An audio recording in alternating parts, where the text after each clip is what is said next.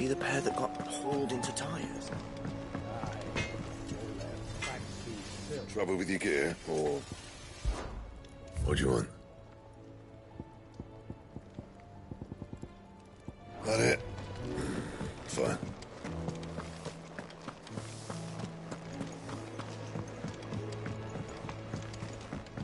Or the moon, for that matter. Did you see that?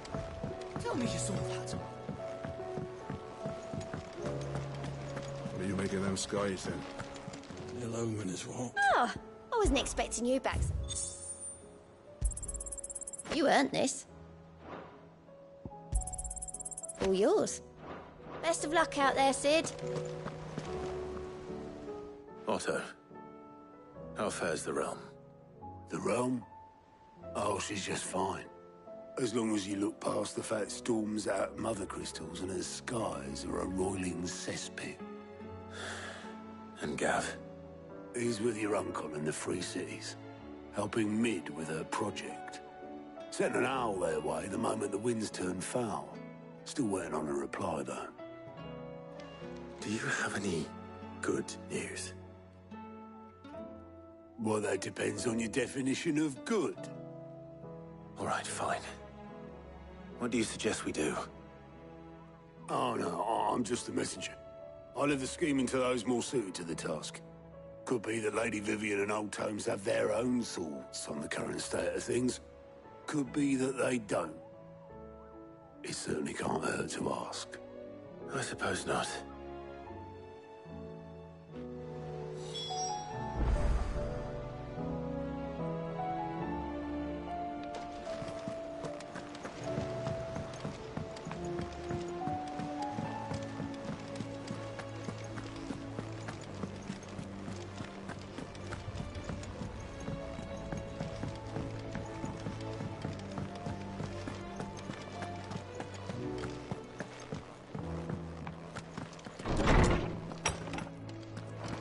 Is a storm coming, Sid?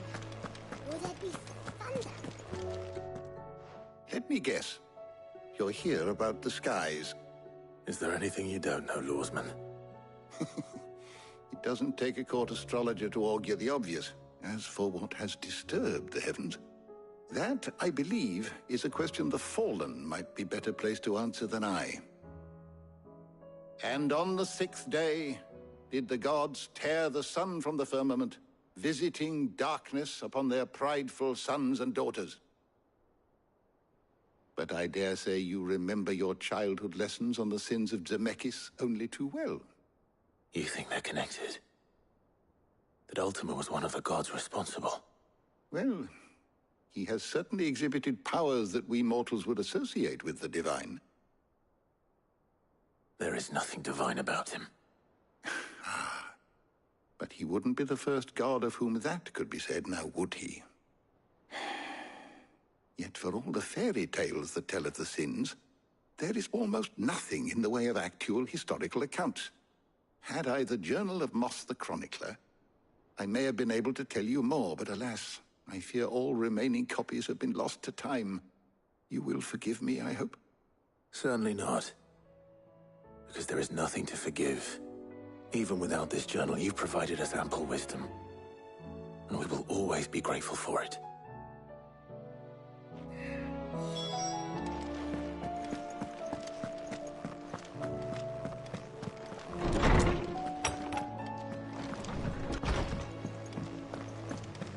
It seems the hideaway's lost its appetite.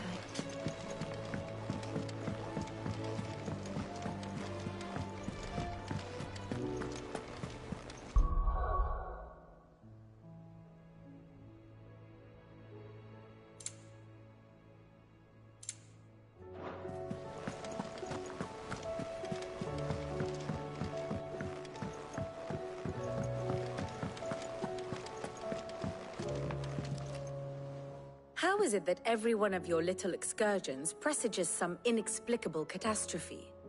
Not that you are to blame for the Dominion's fate. No one could have predicted the actions of the Crown Prince. I'm sorry I couldn't save your home. My countrymen are stronger than you think. A few toppled clock towers won't break their spirits. They'll be back on their feet in no time. I hope so.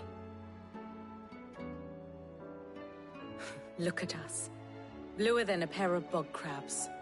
Tempting though it may be, sulking will not help us find a solution to this mess. You believe there's one to be found? I don't know. But I am certain we're more likely to find it if we first examine the facts.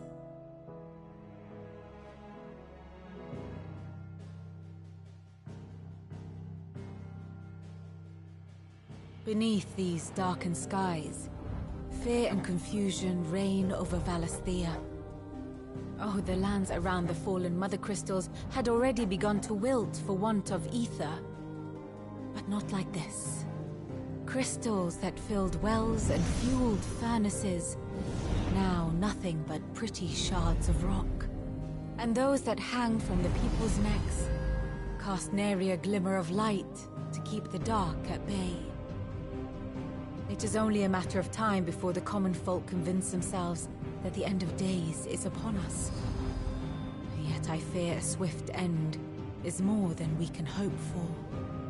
While most of the world thirsts for ether, the remainder drowns in it, spawning Akashic in droves.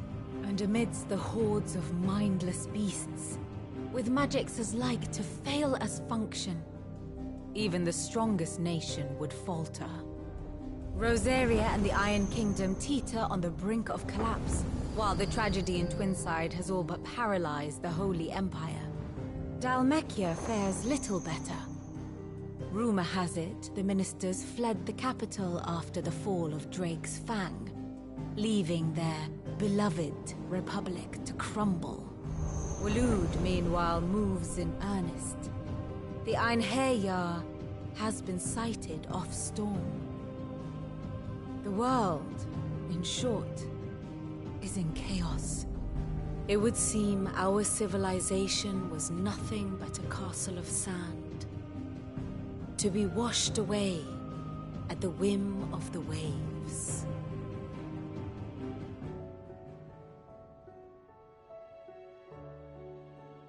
A castle of sand. Not my best flourish, but it seemed fitting. The reports I've received are considerably more blunt in their appraisal. Without the protection of their nations, it will fall to the people to defend themselves against those who would take what is theirs. Which is only ever going to end one way. Defending a farmhouse against a band of chocobo thieves is one thing, but pitchforks and palisades will do little to stall an army's advance. Should the King of Waloed deign to invade, there would be none to stop him. None but us. Perhaps Otto will be more inclined to share his thoughts when he hears what the others had to say. Clive, we have a problem. Only one. That would be a first. It would. Actually, there are three. We had as many owls arrive while you were at the shelves. Martha's got Akashic out her gates, and talk of monsters roaming the hills outside of Northreach has put the wind up Isabel and her lot. And don't forget Dalimil. Lubor says the village was raided by bandits. When it rains... It fucking pours. The curse breakers are spread thin, taking stock of the damage in the Dominion.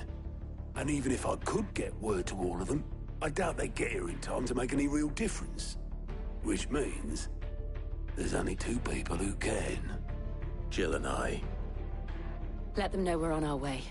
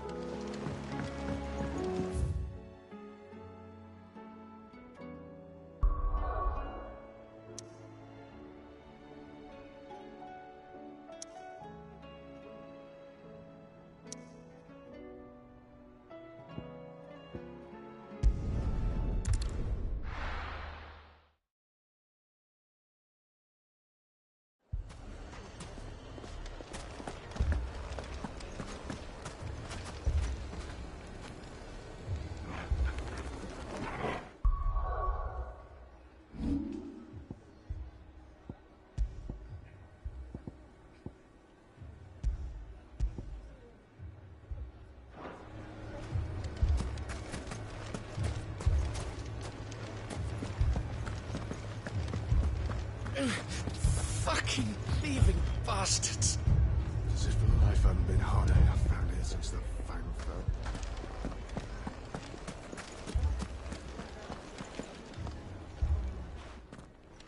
Cid! Oh, your new companion appears much more formidable than your uncle. Should I be worried? Ah. You haven't been introduced. Jill. Clive has told me much about you. All lies, I'm sure. Your Stolas said that Dalimil has a bandit problem. Indeed. Although, you're a little late. They left with our food and guild days ago. Any idea where they went? The desert's a big place. Your guess is as good as mine. But the fact is, I have more immediate concerns. What did you say to me? What did you say? Ah, as if by magic. Let's just say we've yet to reach a consensus about how to solve Dalimil's little problem. And at this rate, it won't be the actions of the bandits which prove to be our undoing. It will be our own. Now, I've tried reasoning with the dissenting parties, but even the Desert Hare has limits. Perhaps we could talk to them. What makes you think they'll listen to us? What makes you think they won't? She makes a fair point, Cid. And you won't have wasted much of your precious time if you fail. They're just across the courtyard.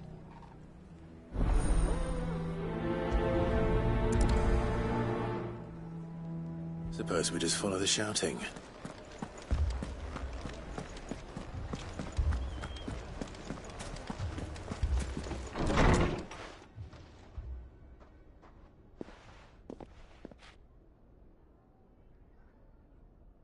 You wouldn't talk like that if it had been your men whose throats were slit.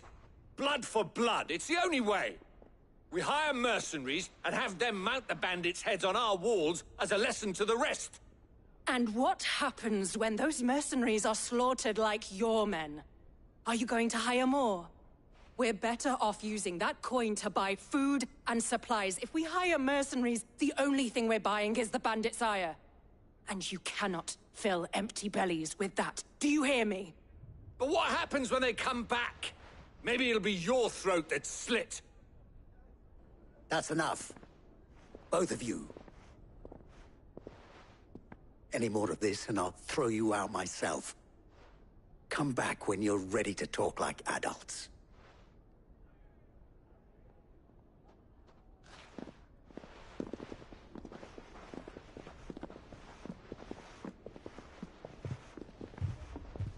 Victor. What's he doing here? Cid. And Lady Jill. What brings you here? I was about to ask you the same thing. Costness is in chaos, and the markets have all but ceased to operate. The Briar's Kiss here in Dalimil is the only place I can reliably obtain supplies. I was here to do just that when Master Lubor told me of his troubles. He thought I might be able to talk some sense into these fools. But if you're here, I suppose his patience must be waning.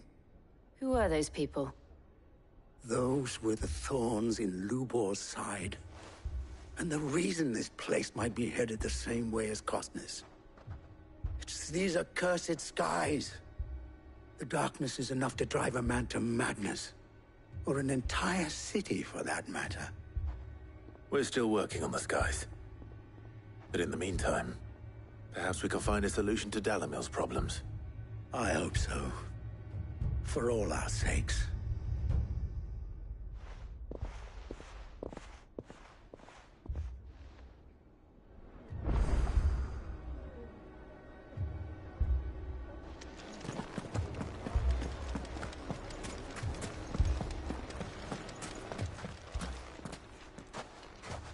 So, you see my predicament? What I saw was a room full of people who were angry and afraid.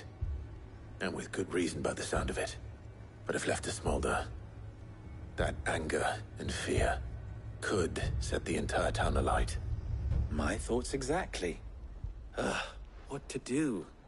Both sides wish to protect their homes and livelihoods, if only they could agree on how. But as long as they are divided, we are vulnerable. And if there's one thing bandits like, it's an easy target. What would Sid the Outlaw suggest? Well, if it were my namesake, he'd let them choose for themselves, and be on hand to pick up the pieces when it all went wrong. That sounds like a recipe for disaster. A recipe for disaster is precisely what it is. But perhaps that realization would be enough to make them question the ingredients. While it's plain neither Conrad nor Natalie will countenance the other's proposal, it may still be possible to make them doubt their own.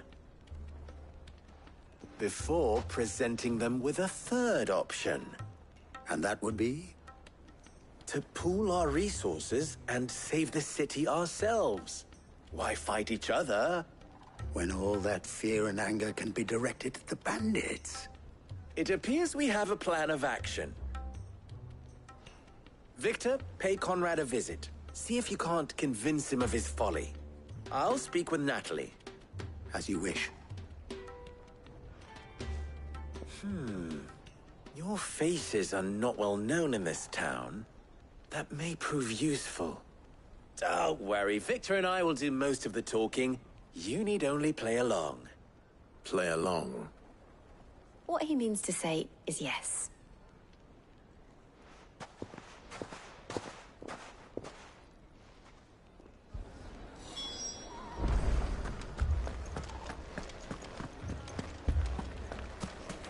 Picture it, Conrad.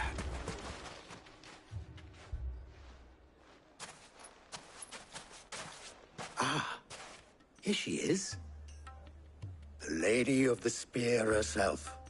Conrad, may I introduce you to Jane, commander of the Red Wings, the oldest mercenary guild in the Free Cities. A pleasure, my lady. The pleasure is all mine. As I told you, I summoned the commander here from Canver to inquire about a contract. Victor says you told him no. That there aren't any men left to hire. Is that true? True as the crystals cracked. Nobles came and claimed every last one worth his salt. And not just from us Red Wings. You know of the 7 high houses. There must be 2 swords assigned each one. Granted, we have a few boys left. If it's boys you're looking for. Well, Conrad, are you saying that Dalimil's finest cannot defend this town better than a gaggle of unblooded striplings? That a band of beardless youths could better avenge the deaths of your brave men than you yourselves? Absolutely not. We'll show those bastards who they're dealing with.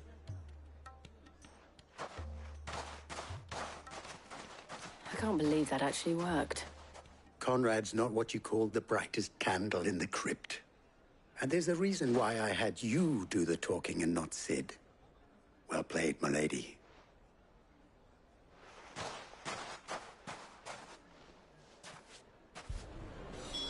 Then let us band together and show these brutes that Dalimil is not to be trifled with.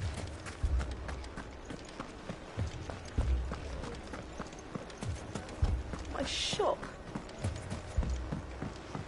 Why would anyone? If I had my pickaxe, I would... I mean, it may still be possible to buy some. Ah, here he is now. Natalie, allow me to introduce Lord Underhill of Randalar's prestigious League of Merchants. Lord Underhill. At your service. Underhill?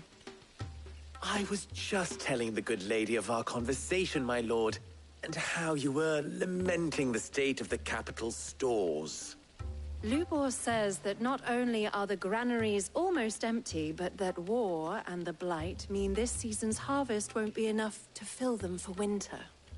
Indeed, certainly that is the case. The nobles in the capital are buying up the city's stocks of barley and wine, driving the prices higher than most commoners can afford. It is only a matter of time before the peasants revolt. It is worse than I thought. If what Lord Underhill says is true, I fear we have little hope of supplementing our stores, meager though they regrettably are. And while I applaud your endeavors to dissuade our more bellicose citizens from seeking vengeance, I sense Conrad is not wrong in his assessment of the bandits' likely return. Which means that now, more than ever, we will need to secure what little we still have. Food, weapons, herbs, everything. If our humble town is to endure not only this hardship, but those that are certain to follow, we must stand united. All right. If it will help to protect my home, I'll do it. But you needn't have gone through this charade.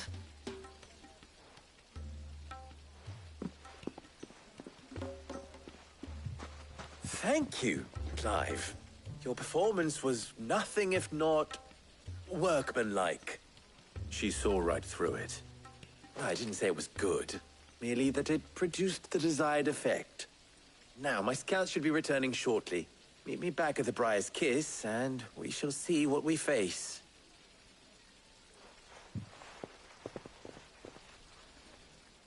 I'm not convinced our roles in this ruse were entirely necessary.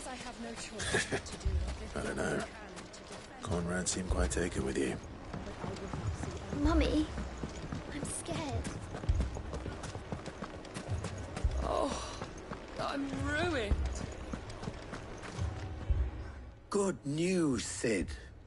Both Conrad and Natalie have somewhat gracefully accepted their new roles. With time, they may even learn to... Time no longer appears to be the luxury it was before lunch. I take it your scouts found the bandits.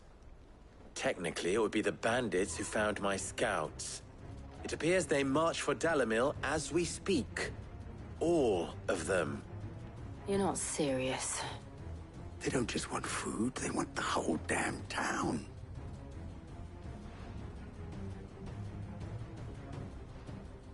I have a favor to ask. I'm told the bandits march in two groups, one from the south and one from the desert, in a move doubtless intended to stretch our already gossamer-thin defenses.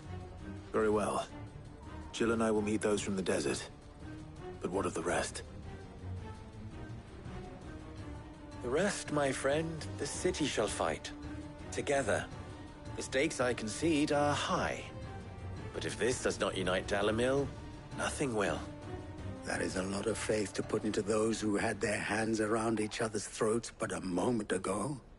Then it will be for us to see that their hands are kept occupied. And I do mean us. I thought you might say that. We'll hold them off for as long as we can. And we will do the same.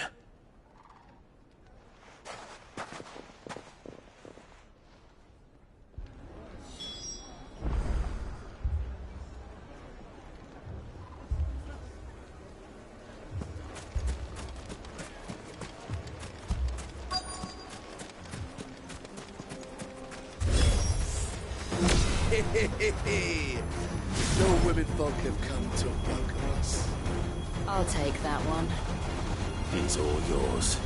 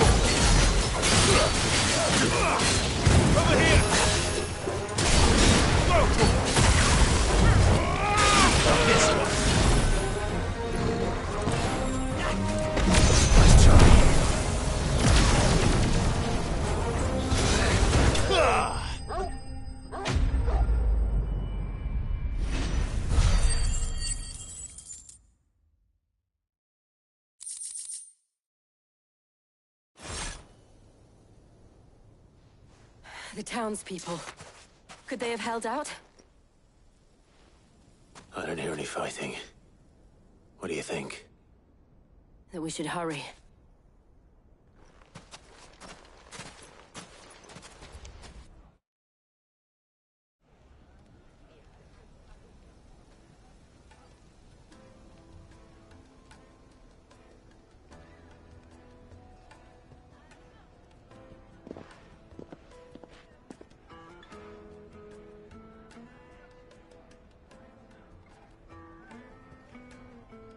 Natalie, I owe you an apology.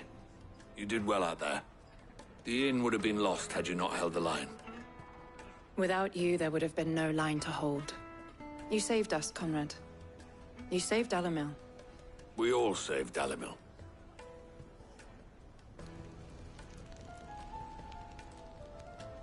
Conrad seems to have had a change of heart. I'd say they both have. I take it from your presence that our visitors from the desert won't be joining us either. Pity. The plan worked, Sid. Granted, it only took an army of bloodthirsty bandits at our gate. Come now, Victor. Why quibble over the details? We are united, and that is all that matters. As for you, Sid, you fight considerably better than you act. I'll take that as a compliment.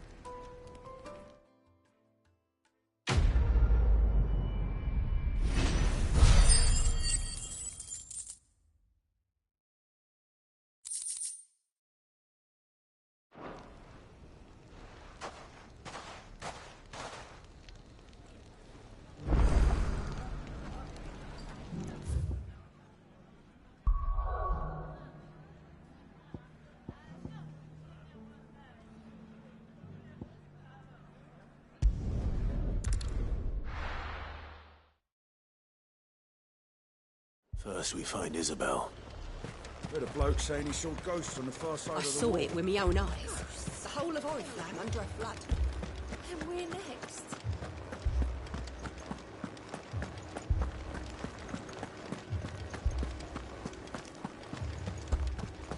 I can't do it. But you can.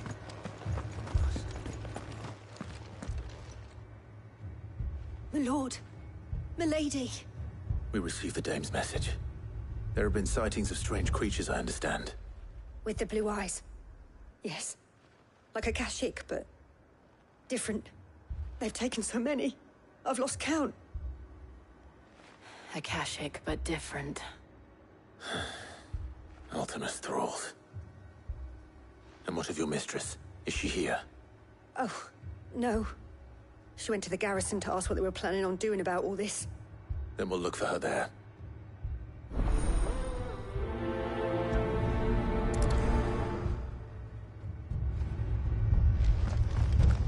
More arrived from the capital this morning.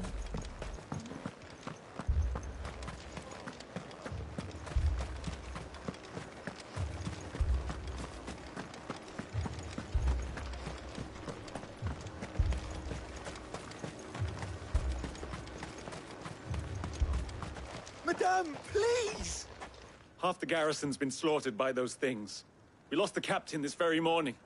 We've tried requesting reinforcements, but there's been no word from the capital or the Dominion in days! What more would you have us do? I would have you do your duty. Those at the Vale look to me for protection. And protect them I shall. Because they are my charges, and that is my duty. In case you have forgotten, the people of this town are your charges. But more than that, they are your people. Your sisters, your brothers, your lovers. So you have a choice.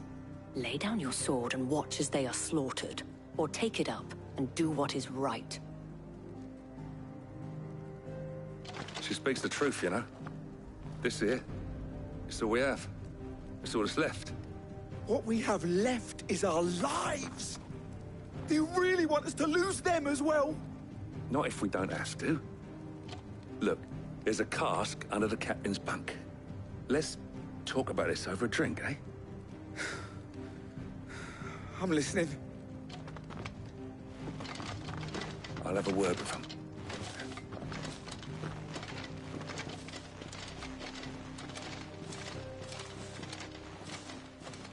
Ah, Clive. I didn't expect help to arrive so quickly. And sought to take matters into my own hands. It was a noble effort. But I thought you might still need some support. How like you to consider my needs. What we need to consider is where the creatures came from. The way the survivors speak of them, one would think they appeared out of thin air. And perhaps they did. It's hard to know what to believe these days. We'll talk to the survivors.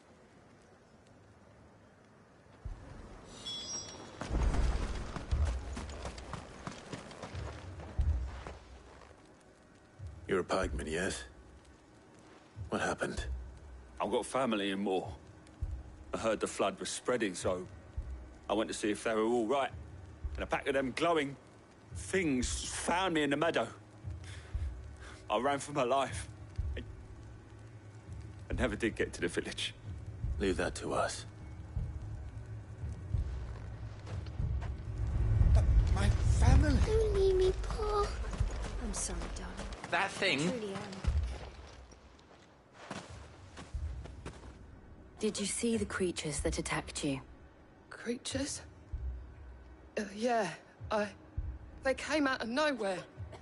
They went for Joseph first, then me, and then they were just gone. Do you remember where you were? On the road from Oriflamme. We just passed Moor when... Where's my Joseph? It's all right. Just rest now. At least we have an idea of where the thralls might be now. We should head for more. I assume you have a plan? We need to find out.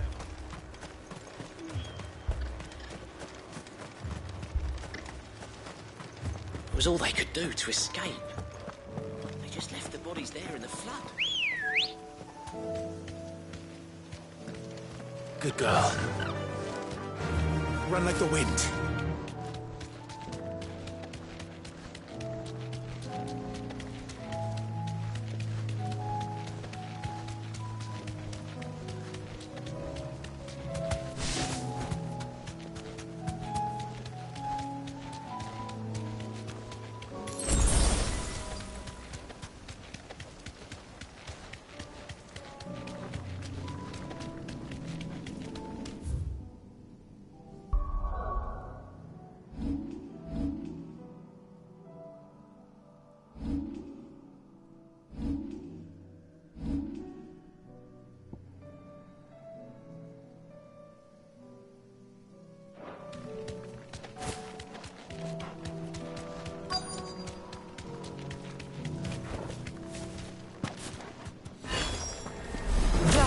Look!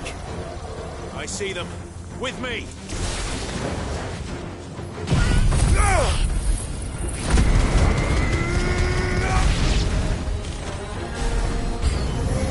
Should I try? Save your strength.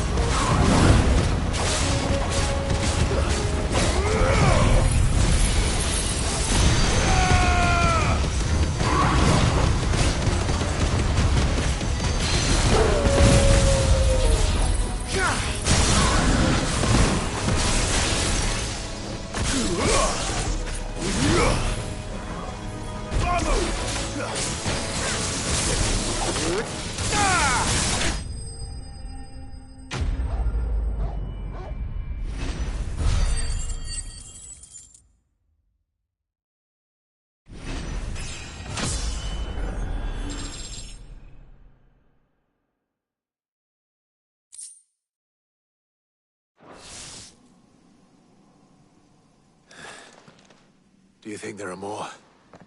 There are always more. But I'd say we've done what we can for the time being. Then we should let Isabel know.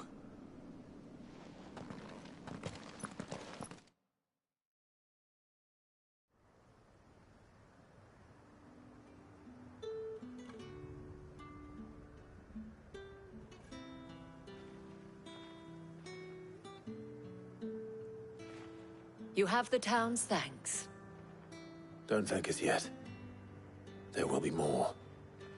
Many more. And you'll need to be ready for them. Oh, we shall. Isn't that right, Captain? Yes, milady. The garrison will be ready. Philippe here has convinced most of the men to remain at their posts. For now, at least. Hearing that the Dane would look kindly on any man who committed himself to the task certainly didn't hurt.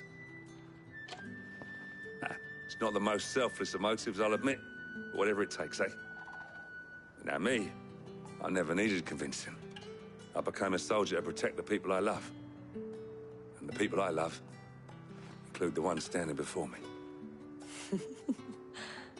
Handsome and chivalrous. Now, if you don't mind, I have sentries to post. Milady.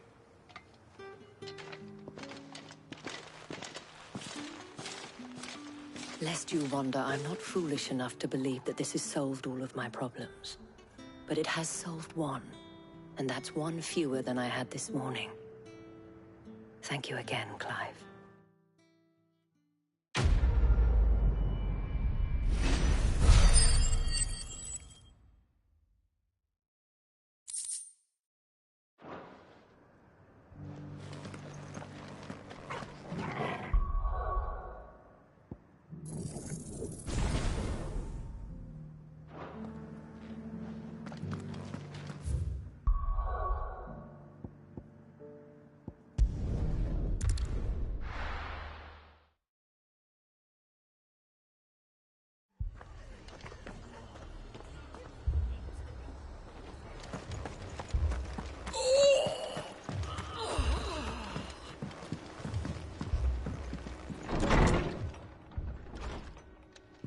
Martha, it's good to see you. And you, Clive. Jill? Otto said you'd been attacked by Akashic. What exactly happened here? Those skies are what happened. Not long after they fell dark, we had our first visit. There were hundreds of them. Tried to storm the hill. Only a handful made it up here, but that was more than enough. The rest are still down there now. And while we have a few willing fighters holding them back, they're sorely outnumbered. What do you think, Clive? That we join the fight? I thought you'd never offer. Now, where I need you is the Fallen Gate. That's where the fighting is fiercest. Let the men know you've come to help. Something tells me they'll be pleased to see you. We're on our way.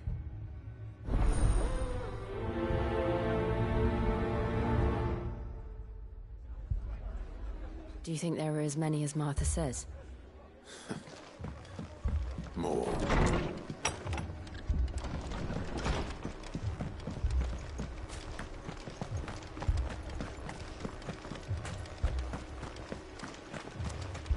You don't think they've abandoned us, do you? Them not. No chance.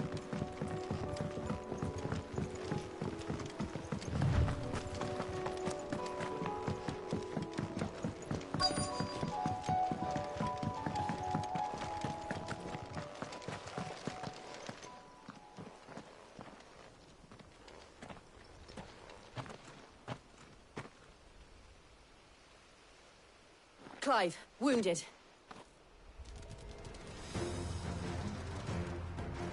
We deal with the Akashic first. The main blades!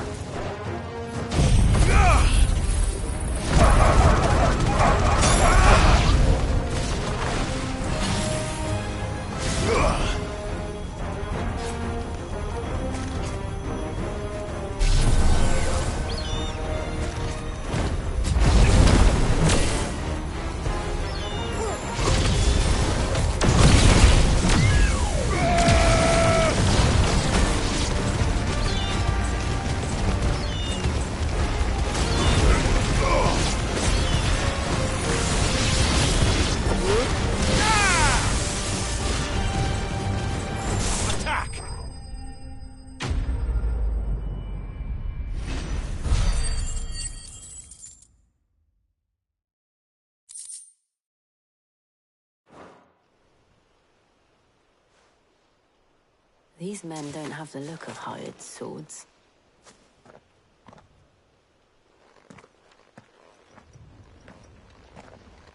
If you've come to rob this place... You are mistaken, my Lord Rosfield. We're here by Madame Martha's leave. How do you know my name? Forgive me, my lord. There wasn't time for introductions. We're with the Guardians of the Flame. Wade's men? But how did you come to be here? Where is your commander? Sir Wade left earlier with a scouting party to find out where the Akashic were coming from. Did he? Take your wounded back to the inn. Martha will see you're looked after. We'll join you anon.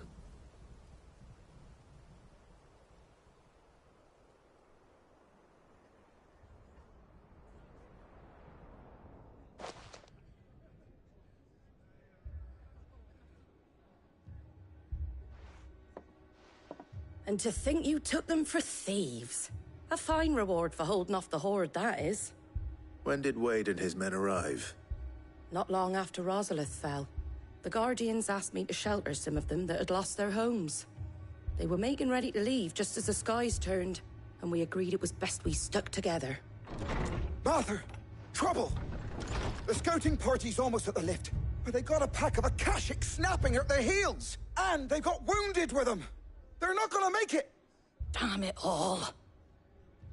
We'll worry about them, Martha. You look after everyone here. If any can still fight, send them to the lift. I will. You two be safe now.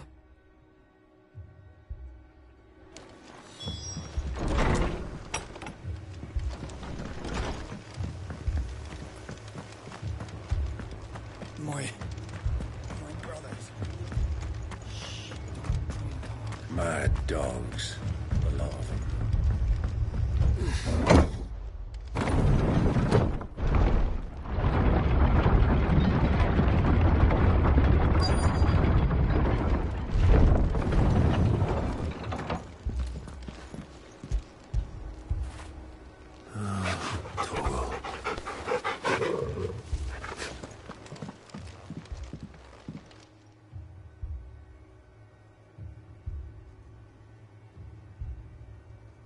Squire, I need you to get those who can still walk up the lift to Martha's. But what about... I didn't ask, Oscar. Sir. Sir Wade. Lord Rossfield. If you aren't a sight for sore eyes. Martha seemed to think you might need some help. And by the looks of it... We thought we could sneak by them. But we didn't know there would be so many. How could we have? Behind you!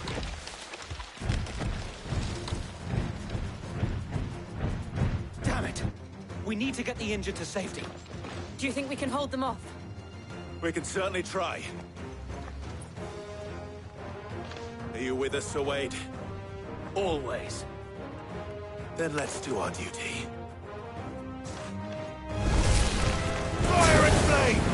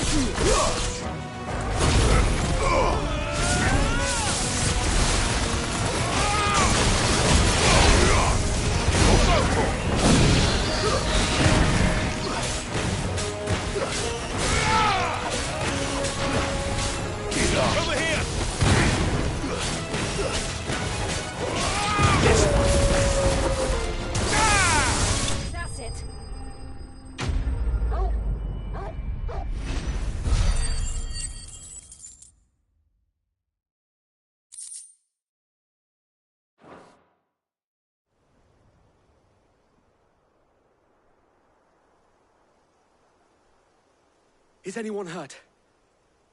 I don't think so. And yet again, you've pulled me from the flames. It's just a pity I keep walking into them. You've never been one to shy away from danger, Sir Wade. Like any shield worthy of the name. I see you're all in one piece. Martha! Is something wrong? The lookout saw smoke coming from down Eastpool way. Too thick to be a hearth. A second horde. Feel like finishing the job? Always. Jill and I will make for Eastpool. You'll need to move the injured without us. Don't you worry about them. The moment my men are safe, I'll follow. Good luck.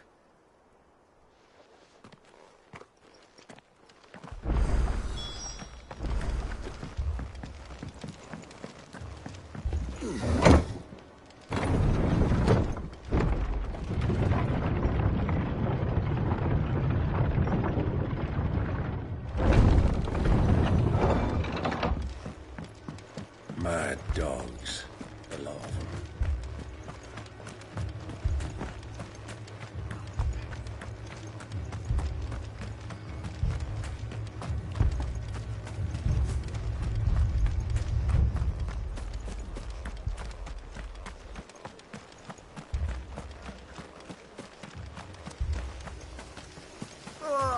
Just patch me up as quick as you can and get me back out there.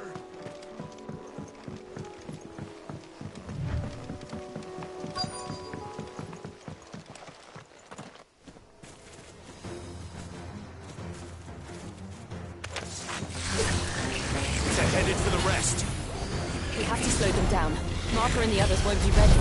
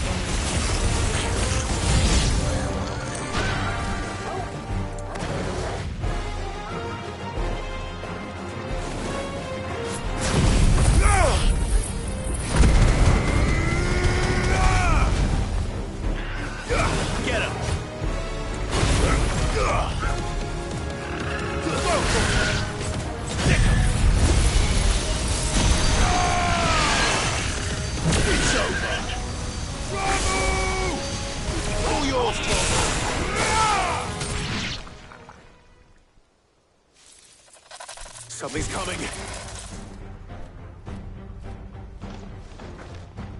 Apologies, my lord. Did I miss anything? Only the first round, so wait. Shall we?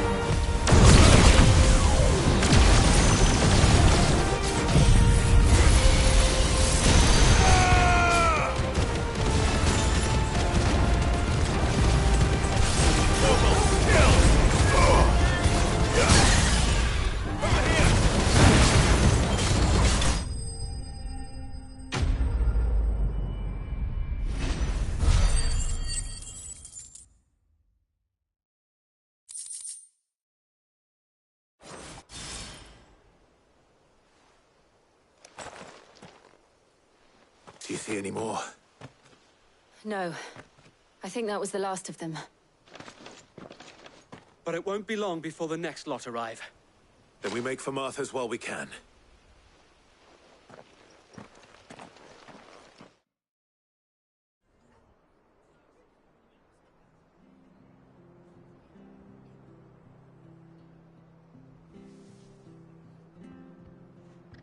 What did you find out there? The same as Sir Wade. Scores of Akashic. Well, wherever they came from, they're gone now. Our lookouts say the lowlands are clear. Hopefully we'll have enough time to lick our wounds. How many of your men were injured? A damn sight less than if you hadn't turned up. Thank you. It was a hard-fought victory. But as long as the skies remain dark, I fear the Akashic's numbers are only going to rise. It's not a matter of if the Horde will be back, but when. And whether that's sooner or later, we'll need to be ready. The inn here affords a good view of the land, and is easily defendable. I'd like to make this one of our outposts. What do you say, Martha? You'd have more men to guard the rest. Well, when you put it like that, of course they can stay.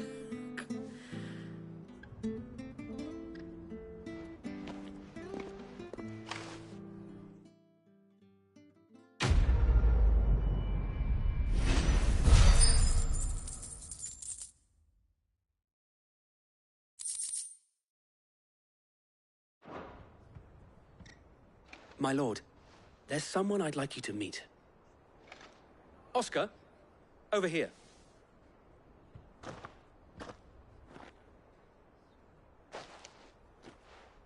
It is an honor to make your acquaintance, Lord Rosfield.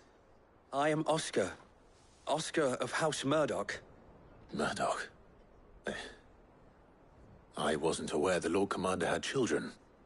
Oh, he didn't. But his brother, my father, did. I am Sir Rodney's nephew. Well, go on, then. It's not for me to ask him. Yes, so wait.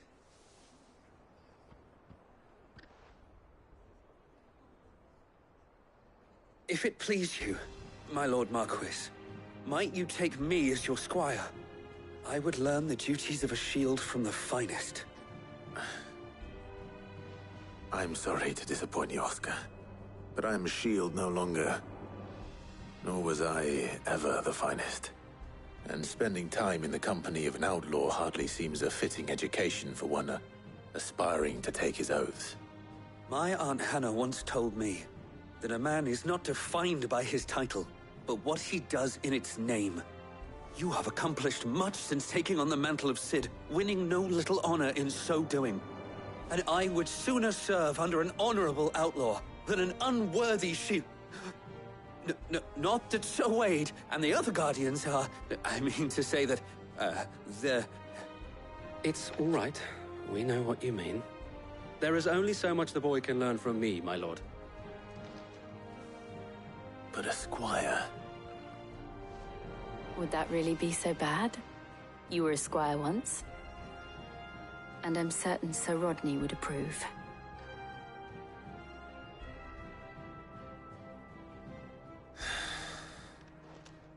Know that I'll show you as much leniency as your uncle showed me. I would not have it any other way. Our friends seem to have things under control. For now, at least. Let's go and put Otto's...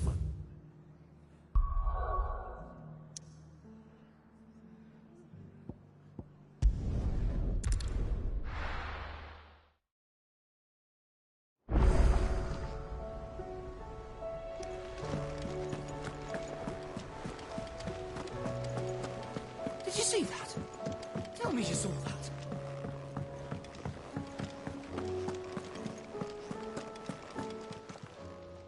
How may I help you today, Clive? All yours. Best of luck out there, Cid.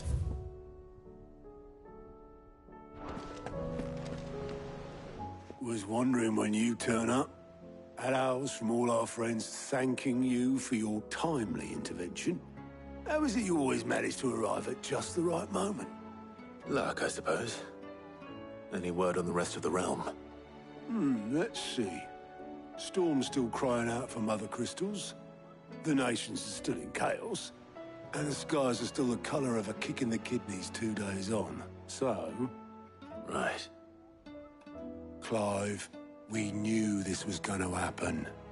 Well, not the bleeding skies part, but you take my point. Now's not the time to second-guess yourself. Now's the time to visit the infirmary. Talia says your brother's awake. Thank you, Otto.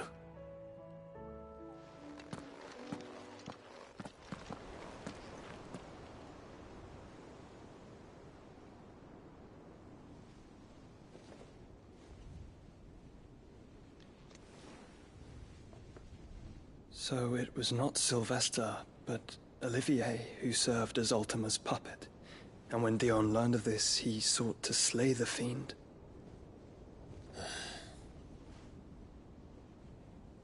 Only for his father to take the spear that would have freed him. Enough to drive a man to madness. Small wonder he hasn't stirred. I would be afraid to wake. Had I but reached out to him sooner, warned him of the threat Ultima posed. But now, both an empire and her prince lie broken. Joshua, what do you know of Ultima?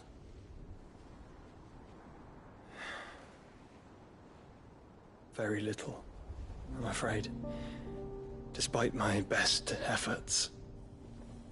18 years ago, as I lay buried beneath the rubble of Phoenix Gate, 'twas not death who came for me, but another. And it was while in my rescuer's care, I first heard of Ultima. I've been chasing his shadow ever since. Ultima is driven by some deep, dark purpose, and for whatever reason, it would seem you are crucial to his designs.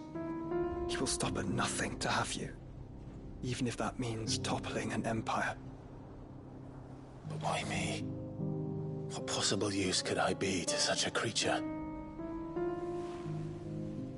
That is one of many answers that have eluded me. Yet, I am certain of this. It is not mere chance. You were chosen for a reason. All dominants carry within them the might of an icon. Nigh limitless power that is at once acutely limited. I wield fire, and only fire.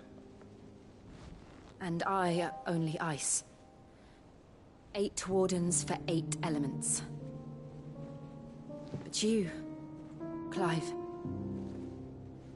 You are different. You're special. Your abilities begin with the flames of Ifrit. But they do not end there. The fact Ifrit can even exist goes against everything we thought we knew of dominance. Perhaps Ultima has been waiting for one such as you, whose potential is truly limitless. I've encountered that thing several times now. If it or he, as you say, needs me, why hasn't he claimed me as he did the boy? Were I to hazard a guess, I'd say the two of you are somehow incompatible. His mind not properly attuned to your body. His mind? Mind, awareness, spirit, call it what you wish.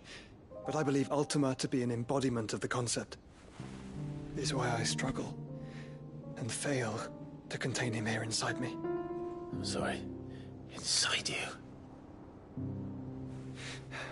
With every setting sun, I feel my strength wane. And though the Phoenix's flames mend the prison I have made for Ultima, they do so at a cost. We must find a means to bring an end to him before I meet my own.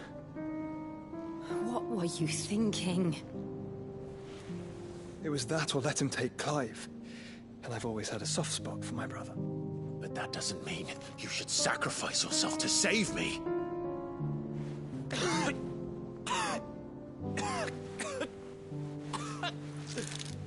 Joshua! Clive! It's Gav! There's an army of Akashic at the gates of Canver.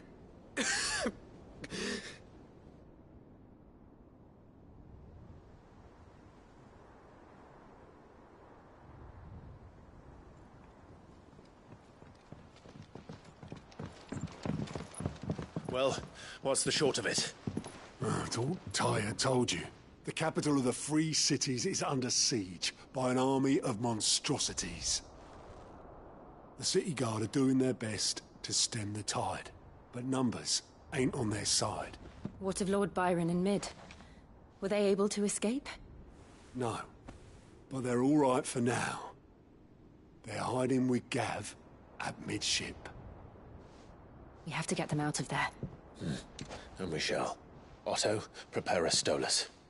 Tell Gav to stay exactly where he is. Understood. Vivian, what's the swiftest route to the Free Cities? That sounds like a question for the map. Look here. This road, through Tabor, should provide the least trouble. Good. What a coincidence. Tabor is exactly where I'm bound. Joshua, bed is where you should be bound. You don't think I told him the exact same thing? Were Tyr not such a talented healer, I would surely have been inclined to agree. But, thanks to her ministrations, I feel I may safely rejoin my attendant, who was to wait for me in Tabor if we became separated. right. We travel together. Clive. If he stays close to me, he'll be fine. Thank you, brother. I'll look after him.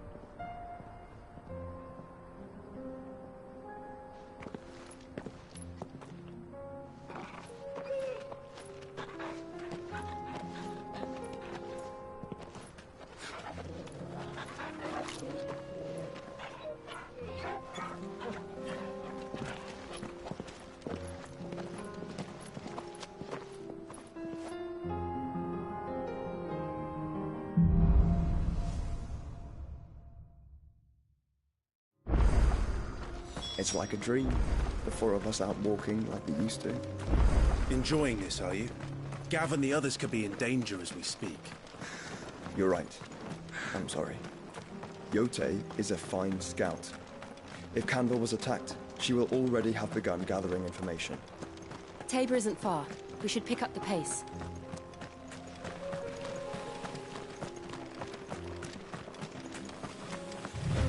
We can use the ruins to cross the ravine. Assuming they will allow it, the Echoes have a will of their own.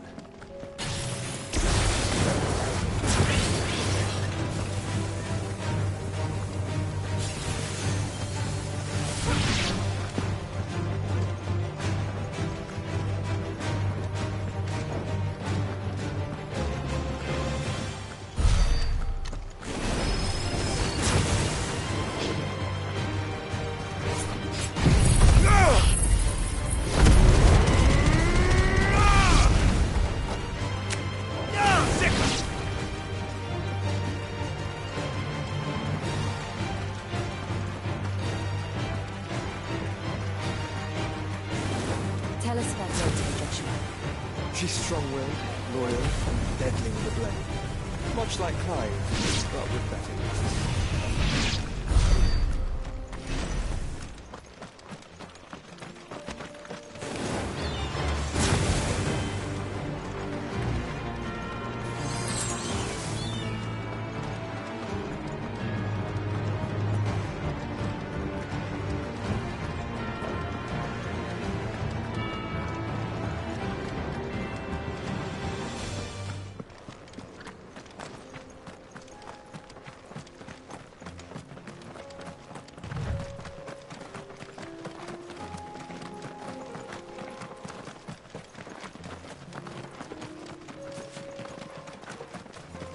Another ether flood. They're everywhere now. We can't go around it. Then we'll just have to be careful.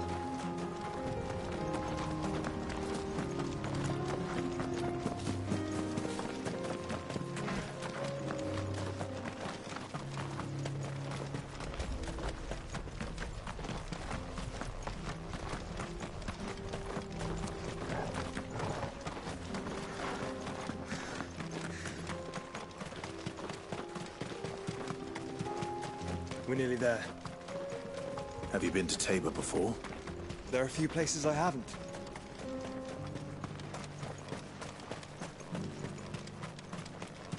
Where now, Joshua? There is a residence just inside the city gates.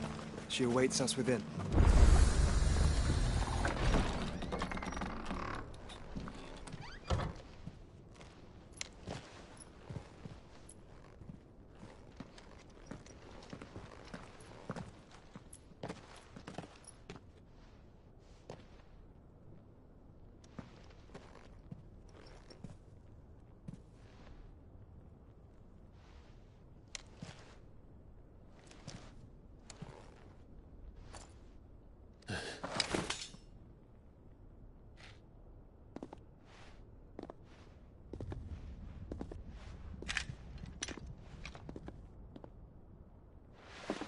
My Lord Marquis, it is an honor.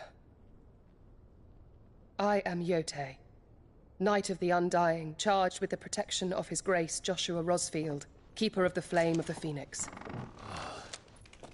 Of course. It all makes sense now. Would you care to elaborate?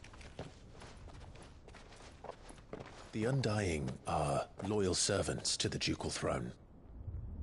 Or more specifically, to its heir. They have served our family for generations, albeit from the shadows. Since their inception, they have been tasked with the preservation and enactment of the rites of ancestral communion. After the events at Phoenix Gate, it was the Undying who delivered me to safety. And since the day I left Rosaria, Yotei has been my constant companion and protector. Without her sword, I would not have survived my journey across the realm. Rise, Lady Yotei.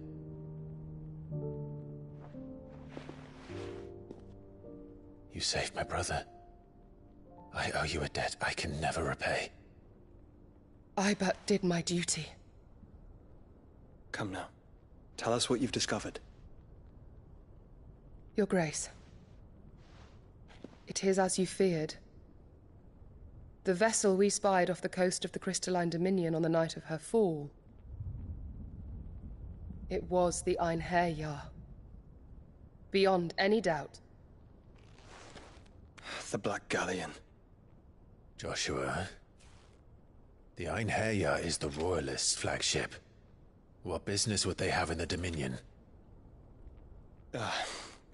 Upon learning of Waloed's involvement in recent events at Drake's Fang, I sensed the malign influence of Ultima, and bid Yotei and the Undying look into the matter.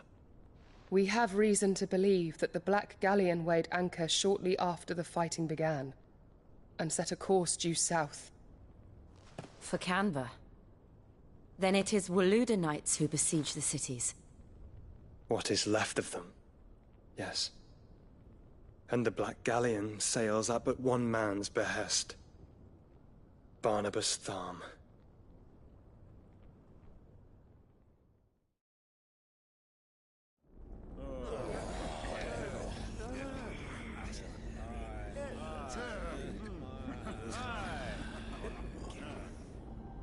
But are we truly safe here in the Agora? The city guard have been paid, if that's what you're implying. All the more reason for them to run. Well, you are free to leave, Lord Minister.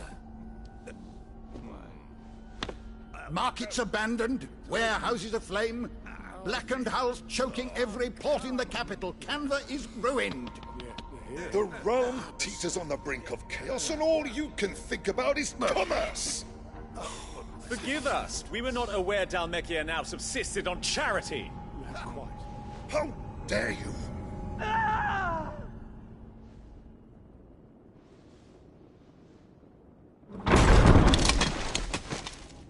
Distinguished members of the Council, you must forgive His Majesty this intrusion.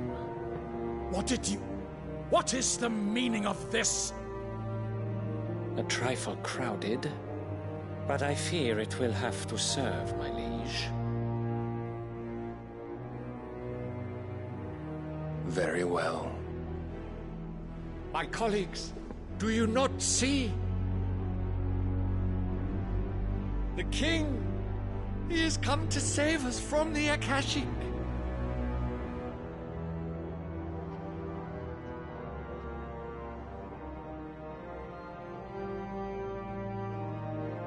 He is a gift from the heavens, divine intervention, our very salvation.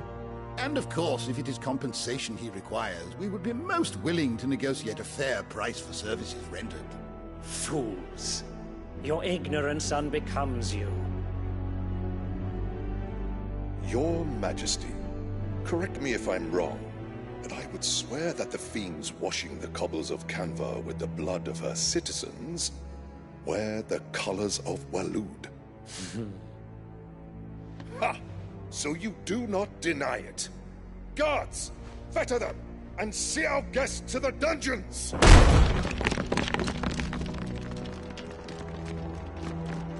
Enough.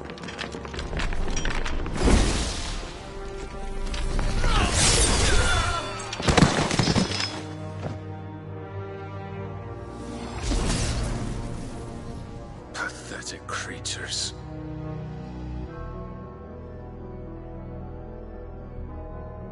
That you should imagine yourselves worthy of salvation. The girl is still here, somewhere in the city.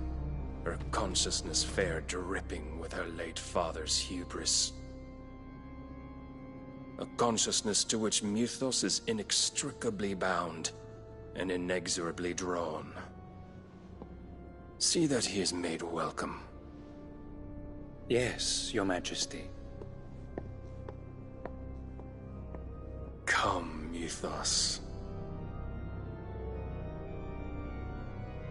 Surely the prince's light cannot have sated you.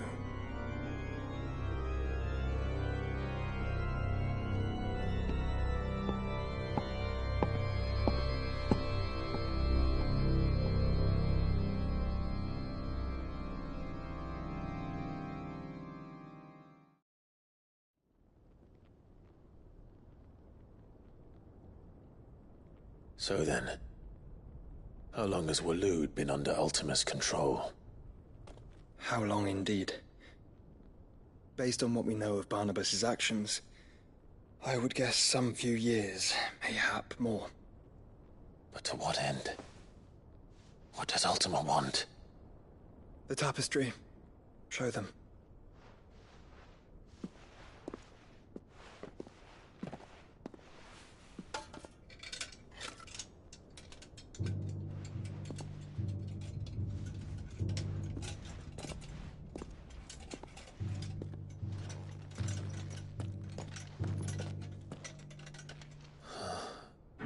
By the flames.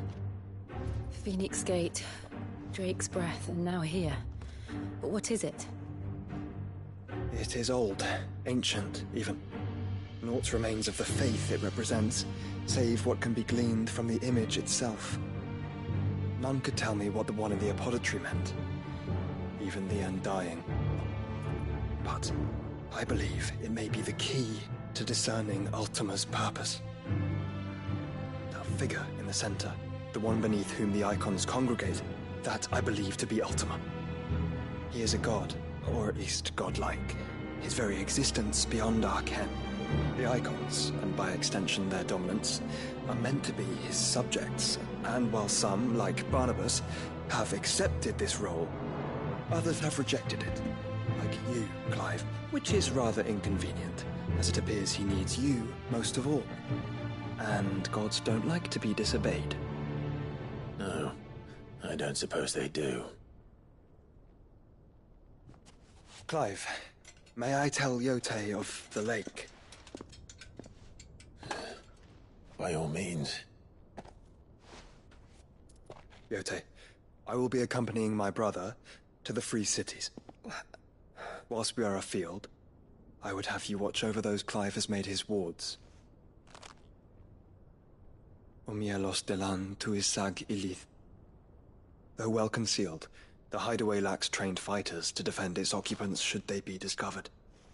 But it is my duty to... As it has ever been my brother's duty, remember. If that is your wish, Your Grace. But please be safe. If aught were to befall you, You have my word.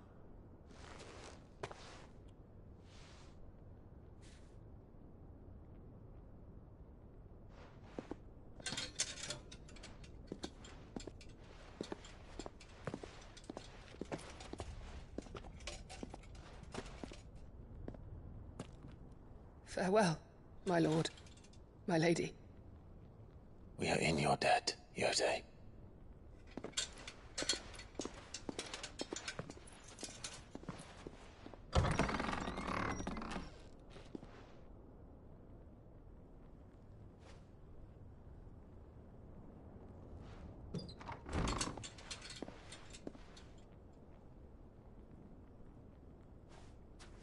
Let's find our friends.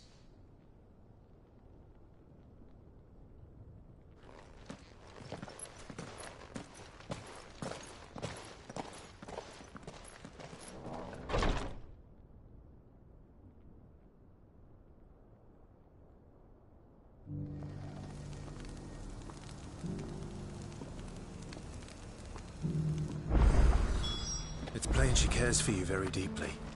And I her, which is why I had to let her go. Heed her call.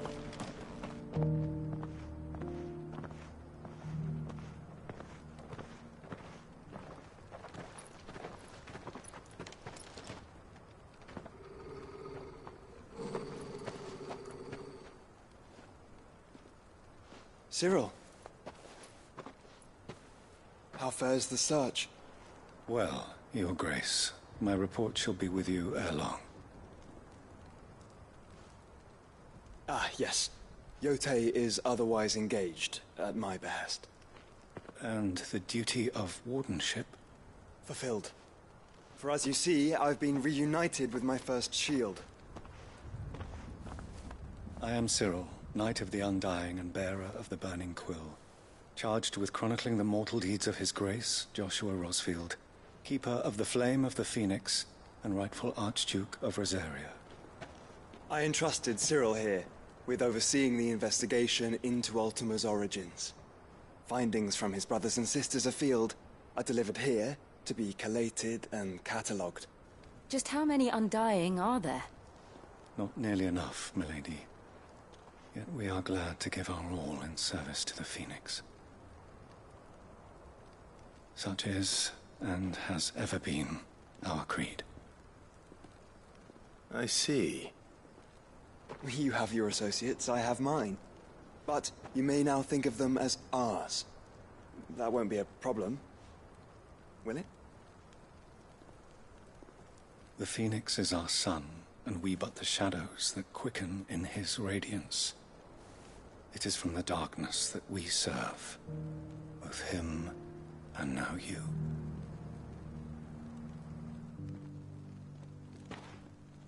Pray accept this token.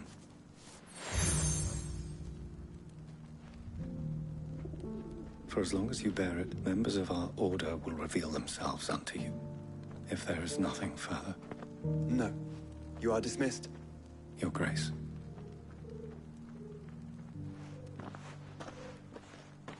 To Canva, then. We'll talk about this later. Cyril seemed very, You certainly keep strange bedfellows, Joshua.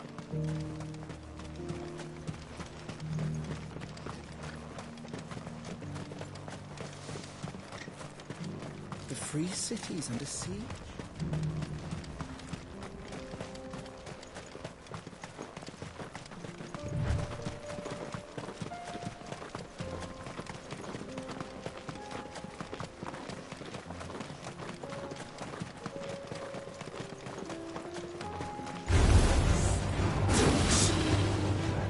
Then let us be rid of them.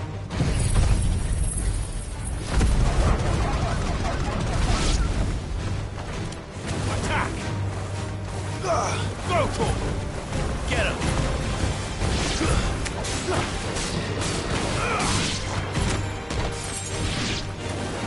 Over here!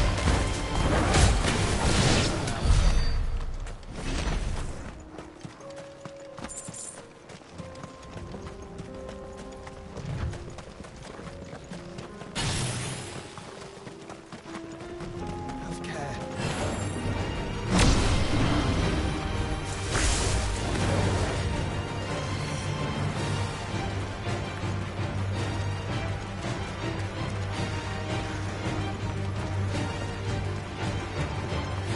Clive.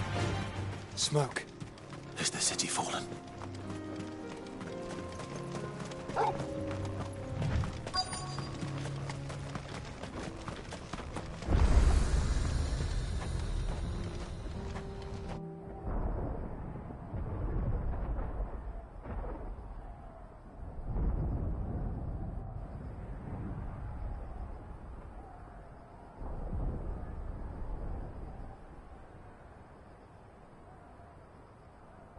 Joffrey men are still holding their own, then. Do we have any idea where Gav and the others might be? There's a warehouse near the docks where we agreed to meet if there was any trouble. We should hurry.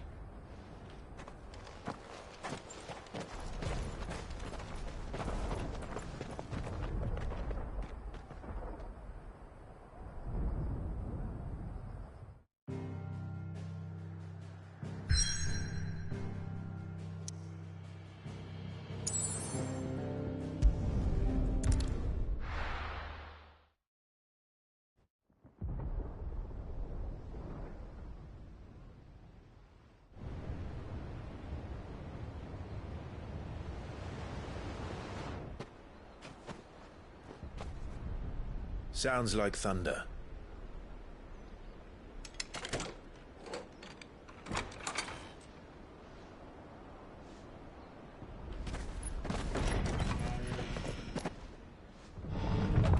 You're late. We're starting to think you'd stumbled off a cliff. I seem to recall that was you, Gav. Good to see you. Any trouble on the road? Nothing we couldn't handle. I knew you'd come. Is that who I think it is? Yes. Allow me to introduce my brother, Joshua. Clive's told me all about you. Or even listening most of the time. Name's Midadol, but everyone calls me Mid. My lady. Hey?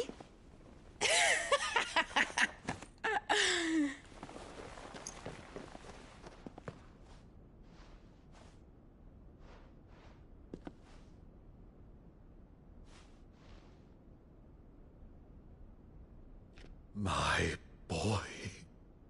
Uncle Byron. It's really you. I never thought I'd see the day.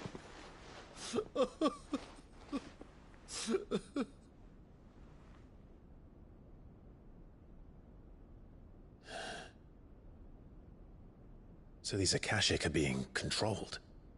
That's what it looked like. Empty eyes, eerie blue glow. No doubt they were turned, but silent as monks, every last one of them. Your man here speaks true, Clive. We saw more than a few in the city. They moved in ranks with a purpose, and not of their own. Ultima's doing. Perhaps. What of the city? The people? Dead, mostly. Mostly, but not all. A handful managed to lock themselves in their villas before the Horde arrived. Some in the Merchants' District to the west, and a few others on the far bank. If the Akashic stumble across either hiding place, a few bolted doors won't hold them for long. We need to find them. And quickly. What do you propose? We split into two parties. I will make for the Merchants' District, while you look to those across the river. Mind keeping an eye on my brother? Not at all. We find the villa and try the servants' entrance. Understood. And what of us? Mid, is she fit to sail? The ship, the Mithril engine could probably do with a few more tweaks. Then you better work fast. Even if we do reach the survivors in time, they'll never make it to the hideaway on foot. You leave that to me. See that Mid doesn't get herself into trouble, would you? Think I can manage that? I'll keep him safe. Looks like you stuck with me, Byron. That's Lord Rossfield, you little gutter snipe!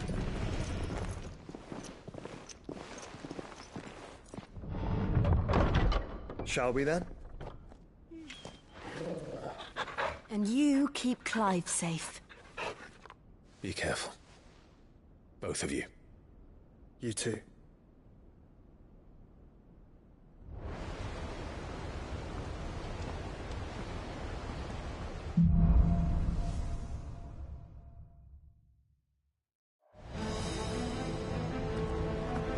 right, Torgal. Let's find those survivors. They don't stand a chance against those things.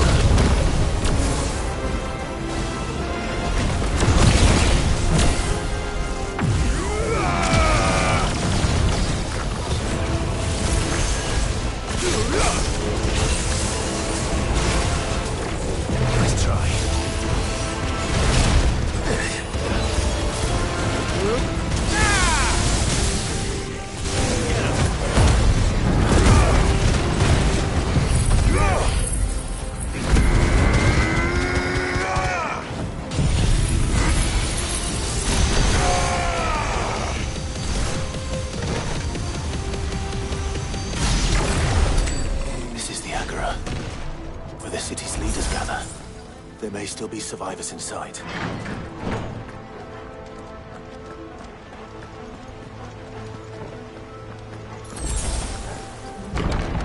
Where are they?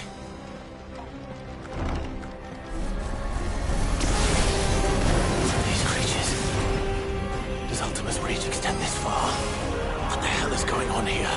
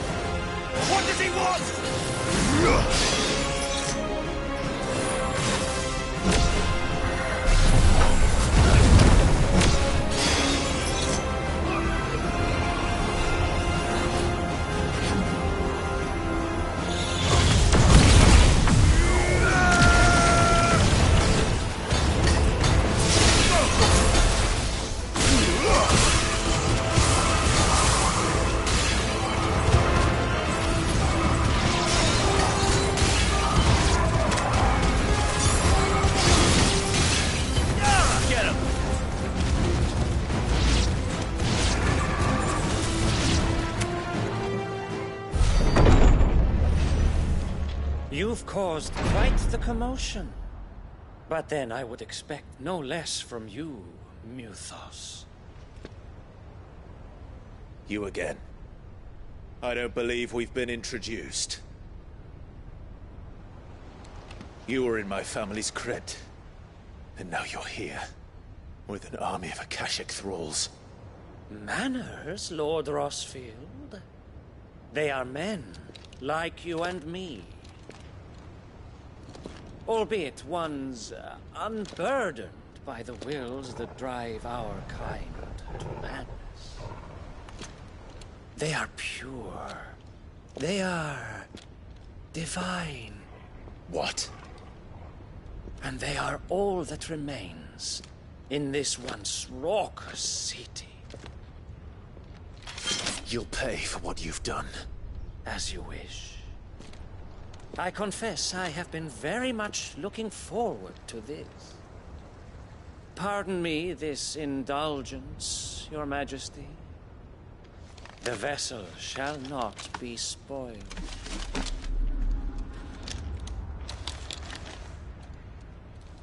I am Sleipnir of House Harvard. And you will yield. Or not. As long as you don't hold back.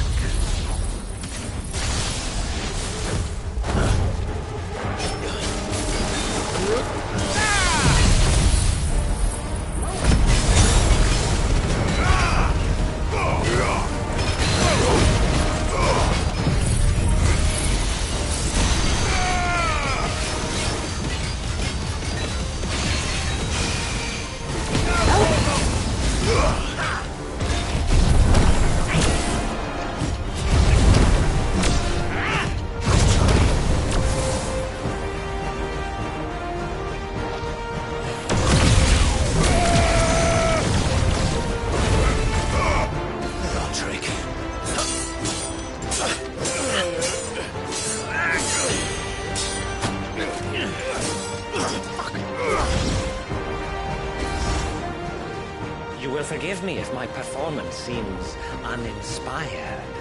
It is just that I expected so much more from our chosen one. Perhaps this will kindle your flame? What now? A gift from my liege lord's armory. Gungnir. Watch closely, Muthos.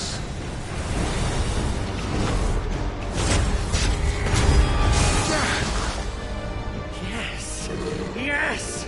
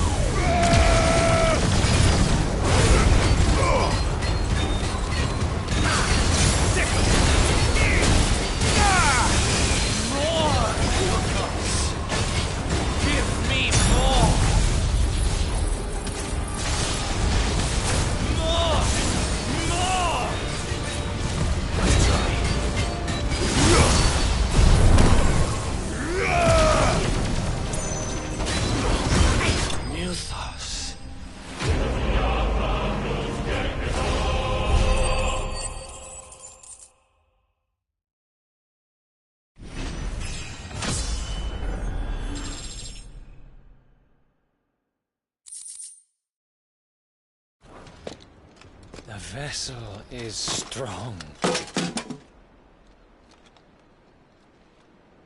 My liege.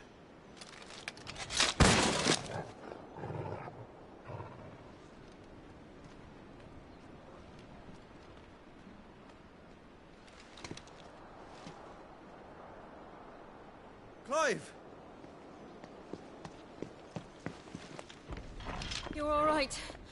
As are you, I see. We are, yes. I'm sorry, but we couldn't save them. It was over before we arrived. Well, you did what you could. I fear we were all too late. What's wrong? Nothing. I hope.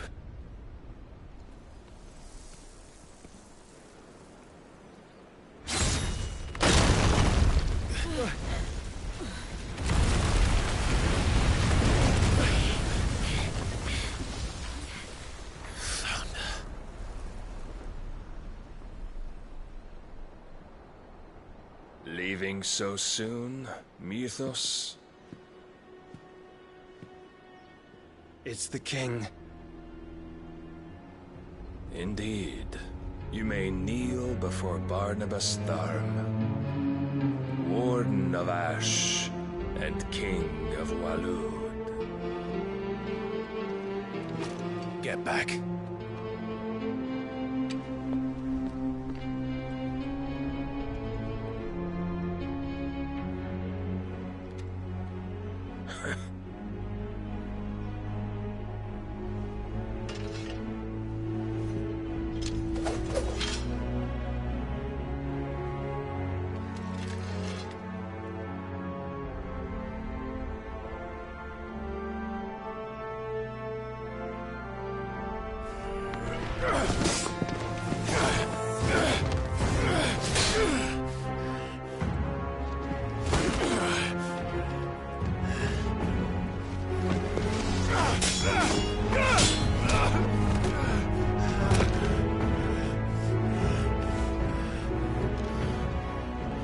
Wild and impetuous. I expected more of the boy who bested my Lord Commander. Yet I see why my master covets you so. The power within you, Mythos. The potential.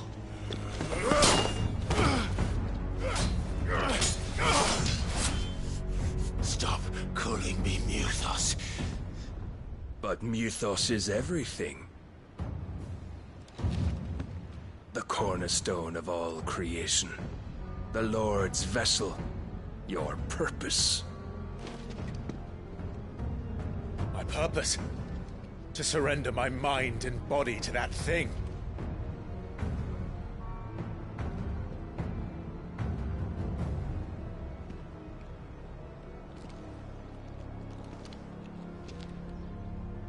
No, Your Majesty. My purpose is my own. I made a promise to my friends, to my people. And nothing is going to stand in my way. You would allow this delusion of free will to bar your path to greatness? Truly, your volition is a cancer. One that must be excised.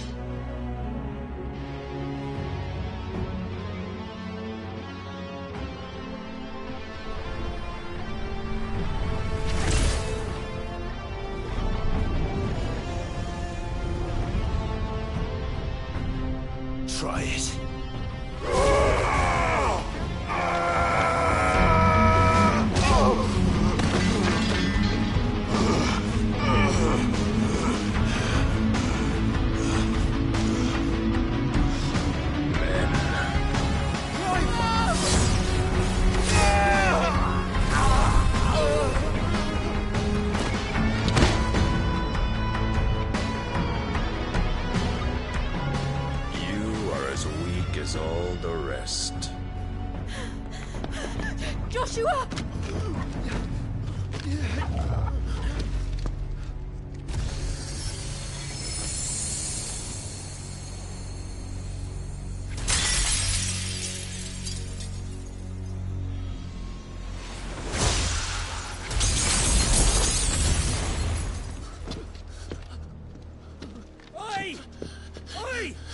Elsewhere! Hurry!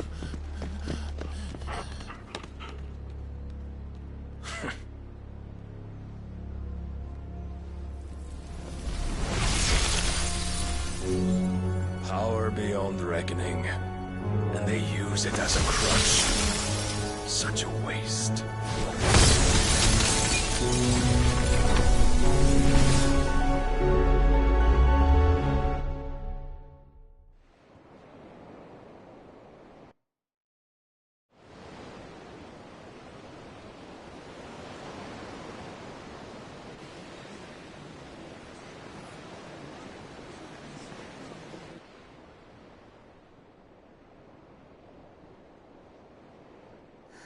Will he be all right? The phoenix can mend flesh, but the spirit must recover on its own. I'm afraid the rest is up to him.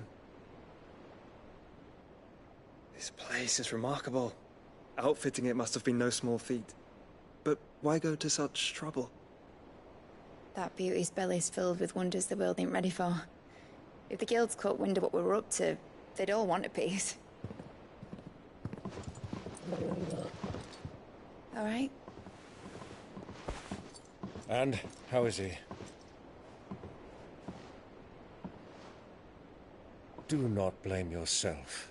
He was barely breathing when you brought him here. We would have lost him if it were not for you. No. Barnabas may have severed nigh every sinew in my brother's body. But he made certain the wounds were not fatal. Nigh every sinew? Allow me, your lordship. Don't know what I was thinking, putting you to the trouble like that. 'Tis no trouble carrying comestibles to my ailing nephew. I know, but you've already done so much for us. Pouring your gil into the hideaway and now the ship. I don't want to take the piss. You risked your life. And for what? Some girl you hardly know. Why'd you do it? You not mad or something? I wouldn't go that far. Clive! You're awake, my boy. Oh. All I want to do is help. And the world won't save itself. It was Sid. Your father, who taught me that. Sounds like him.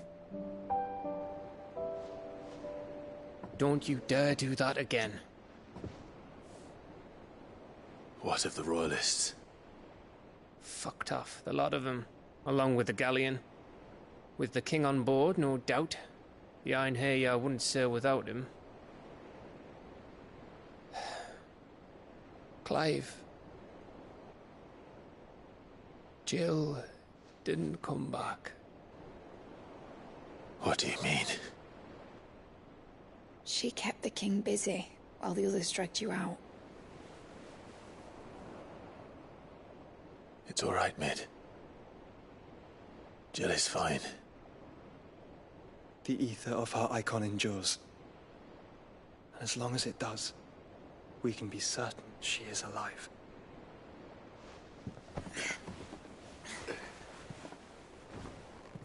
We must pursue the Black Galleon. Jill will be with the king, I'm sure of it. Well, good luck catching him, because my ship's going nowhere. It's the Mithril engine. She's got a kick like a wild chocobo and a mind to tear the hull in half. But do you have an idea? Well, of course I do. My dad'll have seen this coming a league off. If I had his old writings... If you had his old writings, you'd be sitting under a fuckload of rubble. The ones Otto didn't save anyway. I suppose you might still have a few pages in his stores. We'll have to hope it's enough. Do what you can to ready the ship. I'll speak with Otto. In your condition, you really are mad. Perhaps. But the world really won't save itself.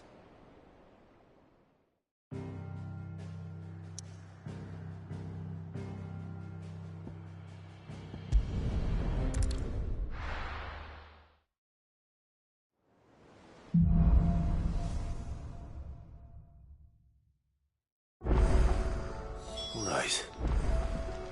Gav said that Otto might know something. Cole said it was an army of Akashic. What will happen to me? How are we supposed to do our duty when the hill... Clive?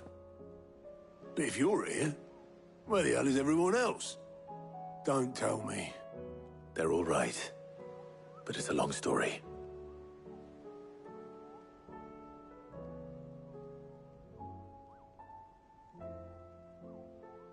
You lot don't do things by halves, do you?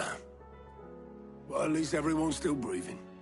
Now, as for these writings, I'm sorry to say, Clive, but if you had those, you'd be...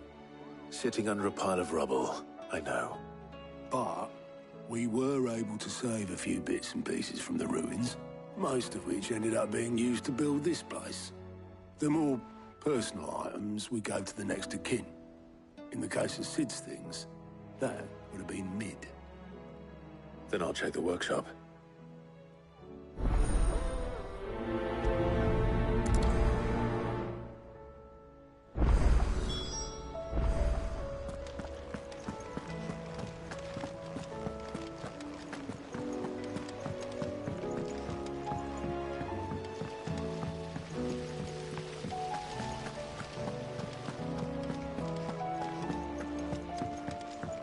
If Amber and the Lazarus are gone, then...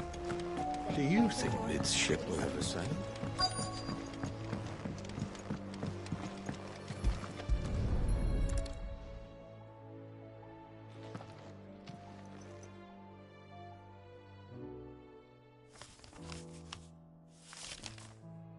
This looks like it's from Sid's old diary. But you'll already have read it. I'd better keep looking.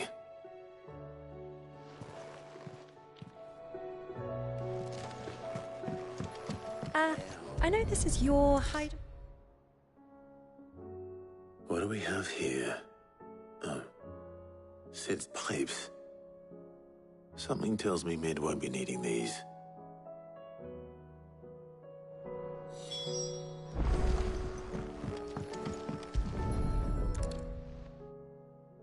I remember seeing...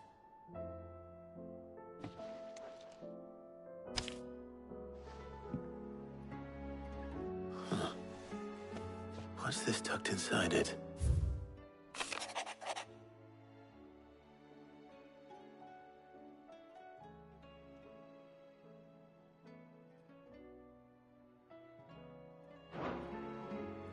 Sid's best invention.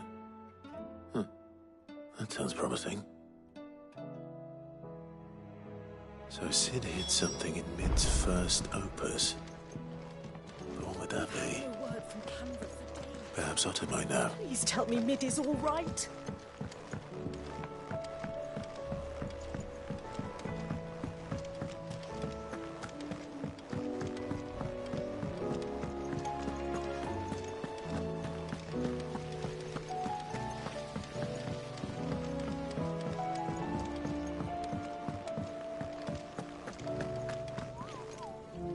Well, possibly. Opus, unless you mean the orchestrion. She couldn't have been more than, what, 11, 12 when she cobbled that thing together? It surprised us all. Not least her dad. You should have seen how proud he was of the little scamp. What's that battered old box have to do with anything? I think Sid may have hidden something inside it. Wouldn't surprise me. Those two and their bloody treasure hunts. Half the things in the hideaway were hidden one time or another.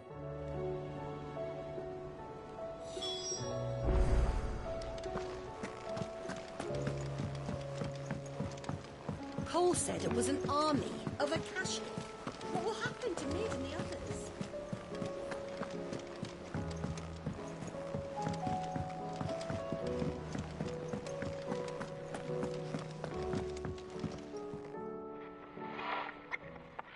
I didn't break it. Well, I didn't break it. What didn't you break? Nothing. We didn't break nothing. We definitely didn't break the orchestrion. What's wrong with it? It's broken. Except when it isn't.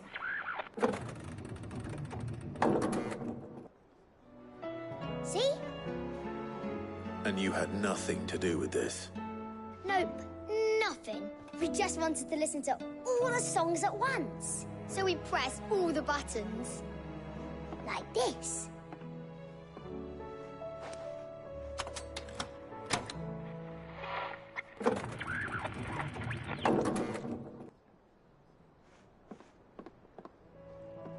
See? All too well. All right, out of the way.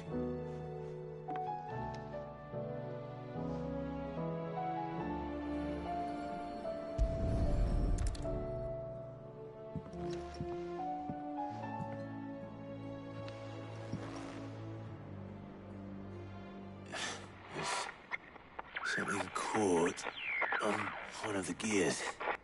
Did you break it? Can you fix it? No, I mean, yeah, yes. There. How about now? You fixed it! Sid fixed it! He more than fixed it! Yeah, new music! Huh.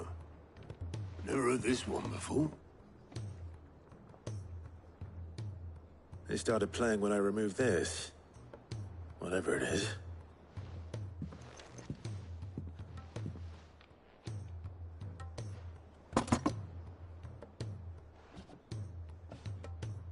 Well, don't look at me. I can tell you it's important, though. Sid showed it to me once and said as much. Said it was the stuff dreams were made of. Let's just hope it's the stuff ships are made of as well. Indeed. Let's see if we can make some dreams come true.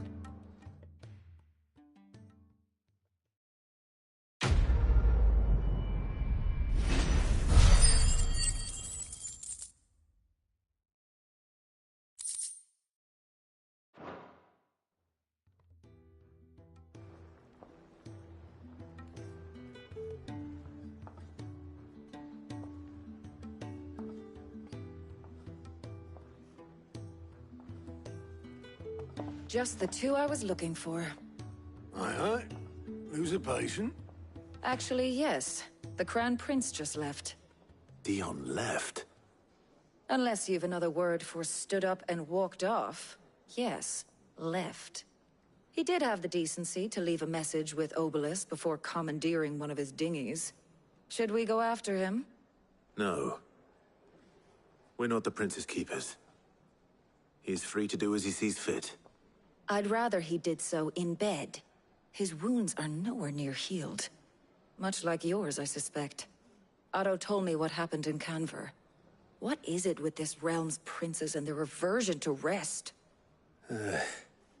Ask me when I get back. Though I may be sometime. Then at least try to stay safe. And if that fails, try to stay alive, eh?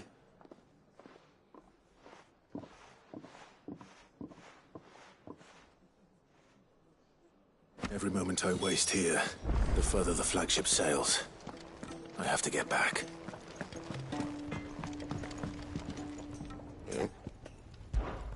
What do you want?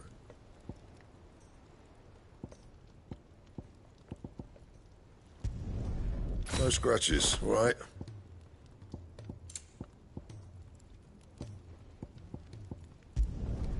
Should last you a good while.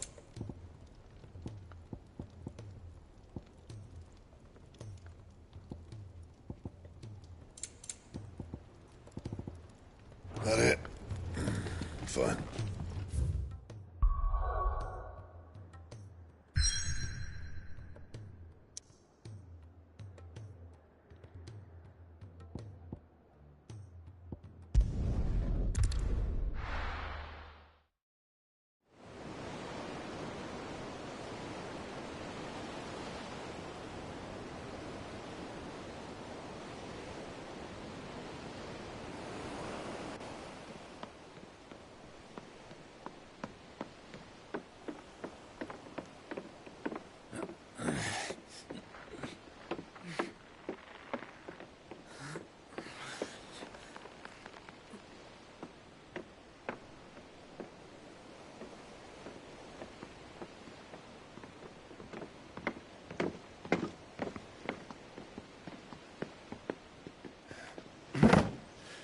I were right, Clive.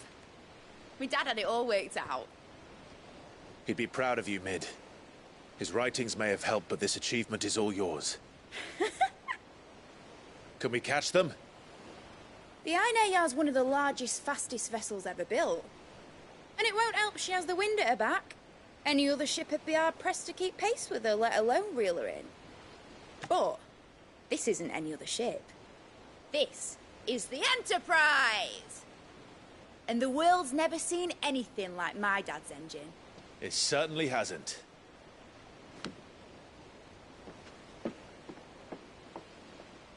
Clive, what do you know of Barnabas Tharm? Only what the bards sing. That he sailed to Ash from southern lands. That it was his mastery of the blade which won him the throne.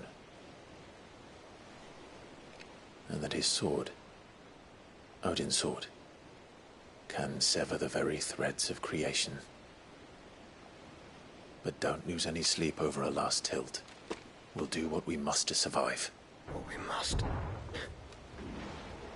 The light! I thought this cove was meant to be hidden.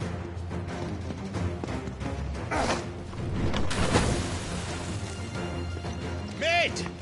Company! Eh? We'll hold them off until the ship is ready. But hurry! Bollocks! All hands! Man your stations!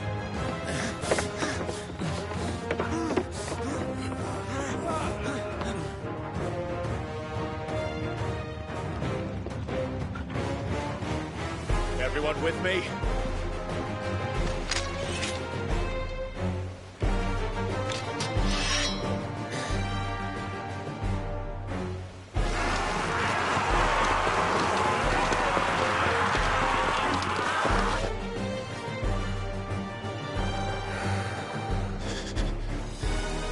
Here they come!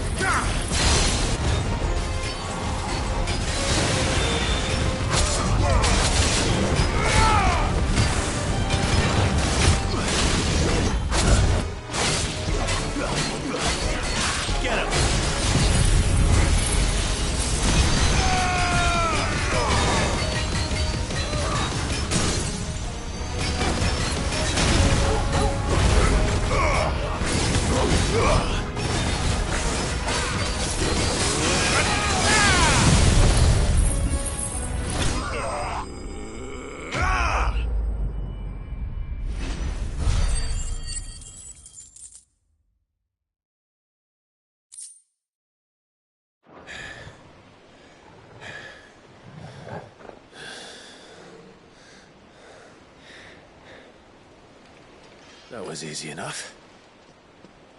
All right, you lousy lot. Get your asses on board.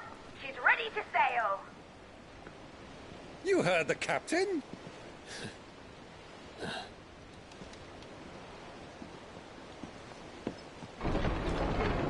Clive?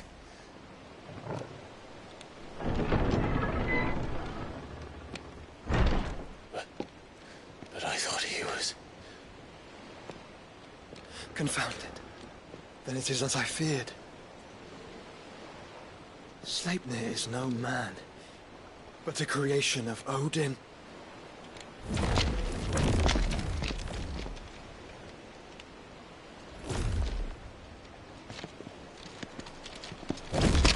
Phoenix's fiery fundament. Have you no normal enemies?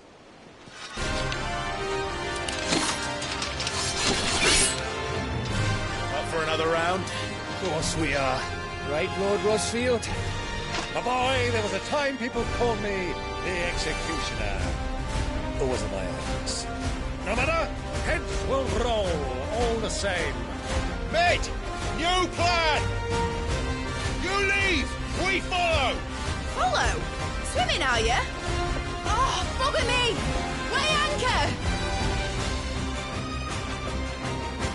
Engine's dead slow ahead!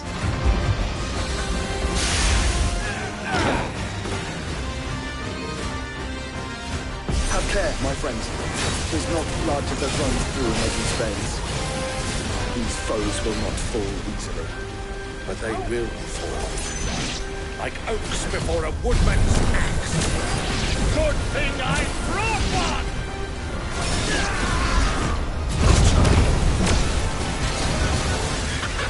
How long are we meant to keep this up?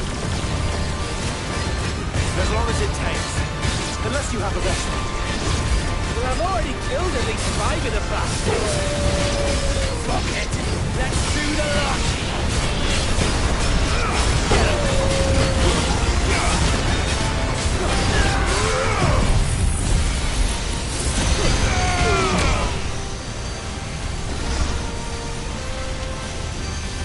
Ogle, kill! You're finished.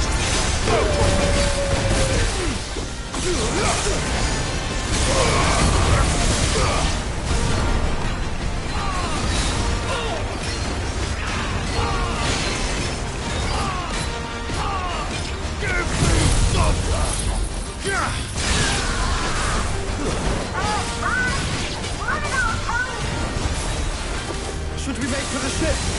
Not yet. Wait for my signal. This way.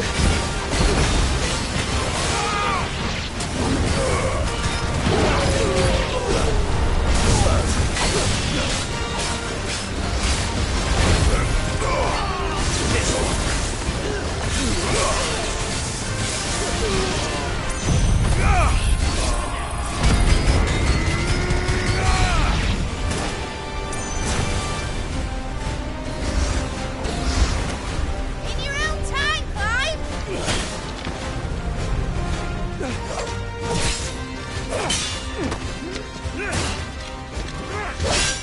Right, grab for it!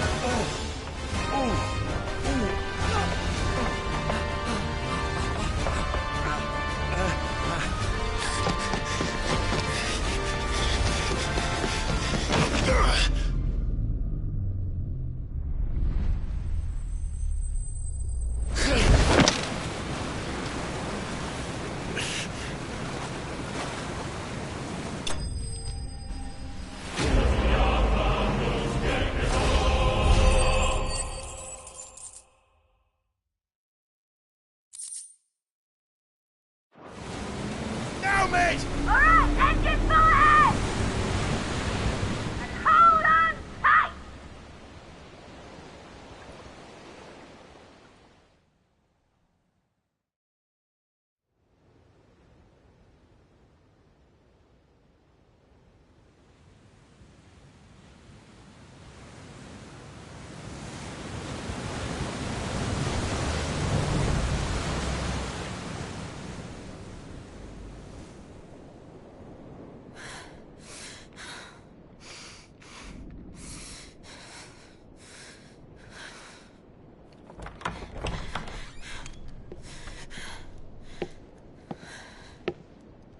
What do you want?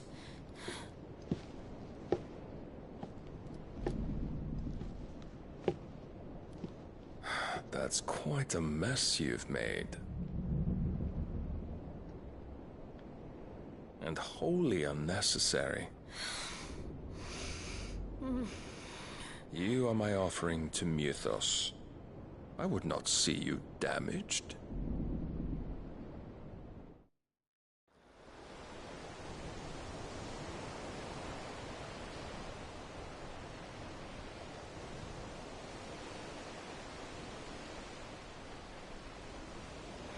Now back to your stations! Every bell spent treading water puts another league between us and the galleon.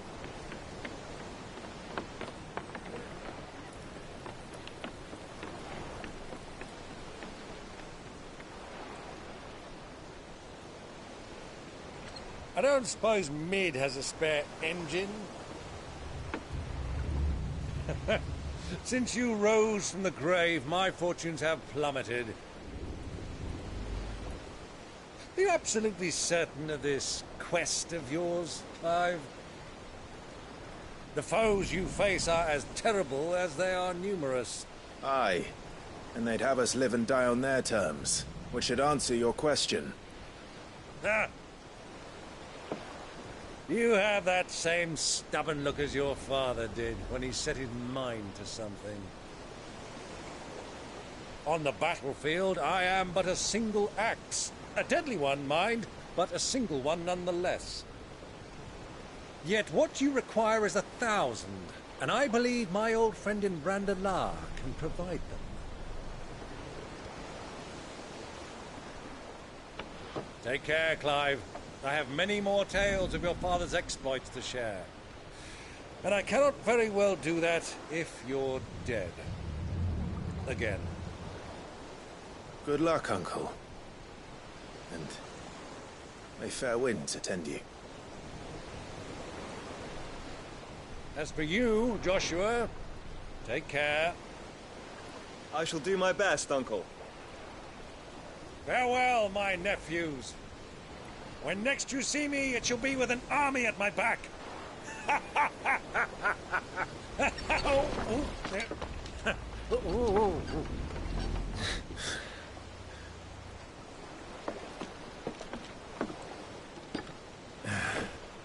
Cheerio!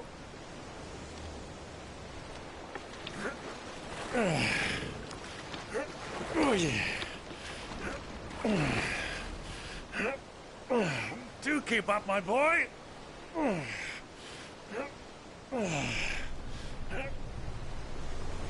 Well, we can't have him showing us up now, can we? We would never hear the end of it.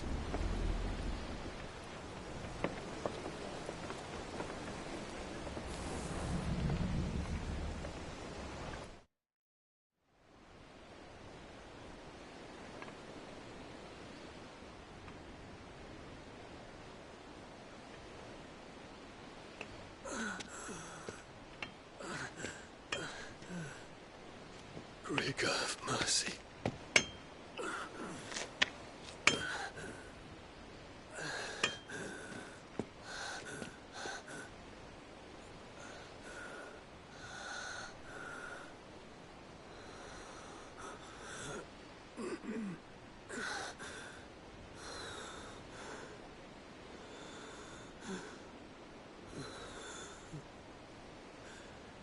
All this.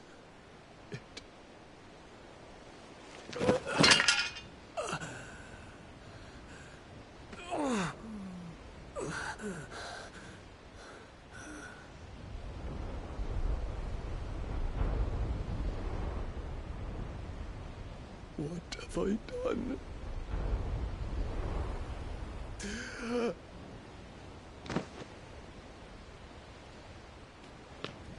My lord.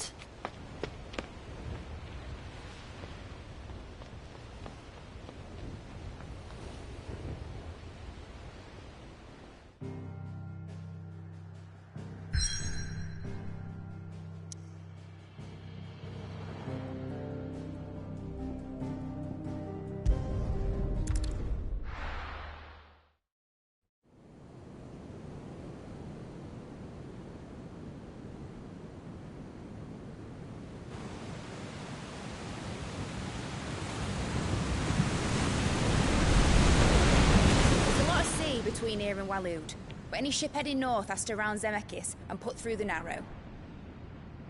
Maintain our current bearing north-northeast, and we'll catch the Black Galleon before she vanishes again. What's to prevent her from circling around Ash from the south? With these winds in those waters, it'd taken forever and a fortnight to reach Stonehenge. Mid knows what she's talking about, Clive. Better than any of us lot, anyway. I say we do as she tells. Sails on the horizon. She's ours.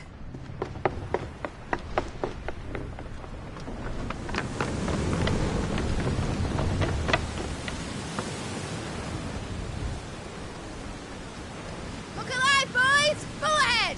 And keep those furnaces fed! Aye, aye! Do you feel that? Jill. All hands! Battle stations!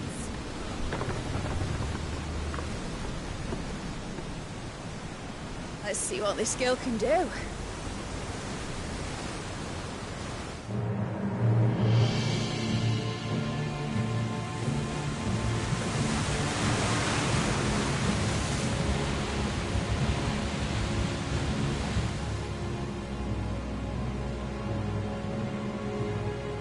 Where one leads, so does the other follow. The bond of consciousness which joins them condemning both to the same fate. Yet my every attempt to strike it from their hearts serves only to tighten its hold.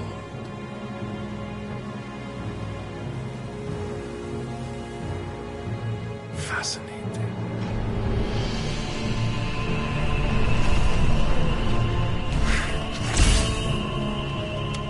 But then, there is naught my blade cannot sever.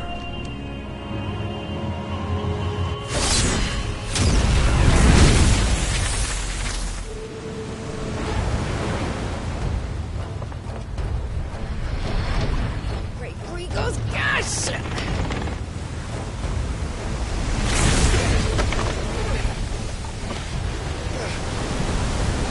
One of us. Hard a port! Heads down, you brutes! And brace for impact!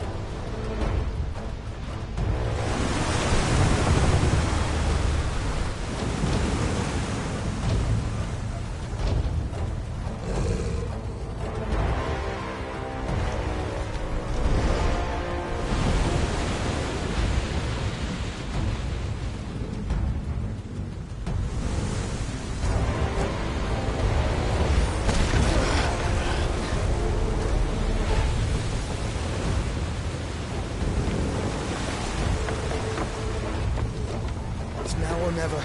I'll find her.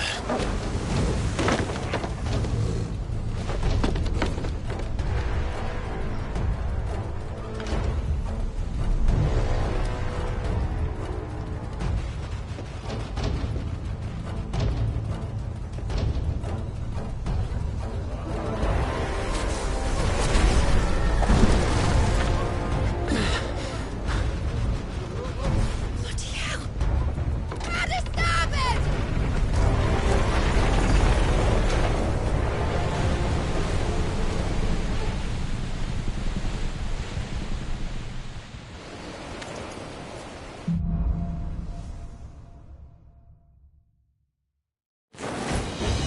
Where did you hide her, Barnabas?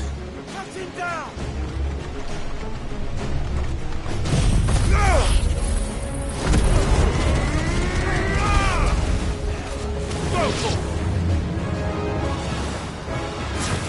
Get it! Rotor! Over here! Attack! Over here!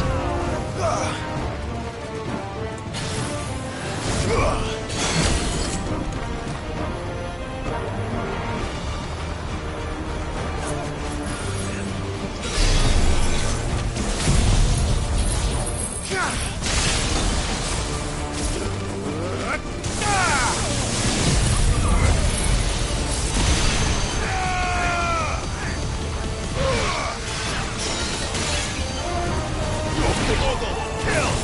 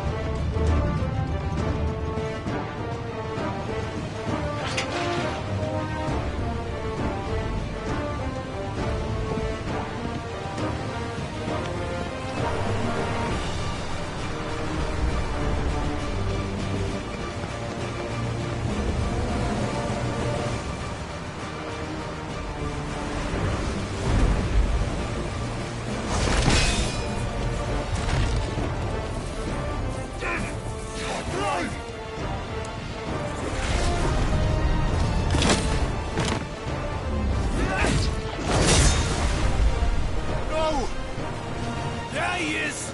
He wants him alive! Hold on. I'm coming. For both of you. That's the shepherd!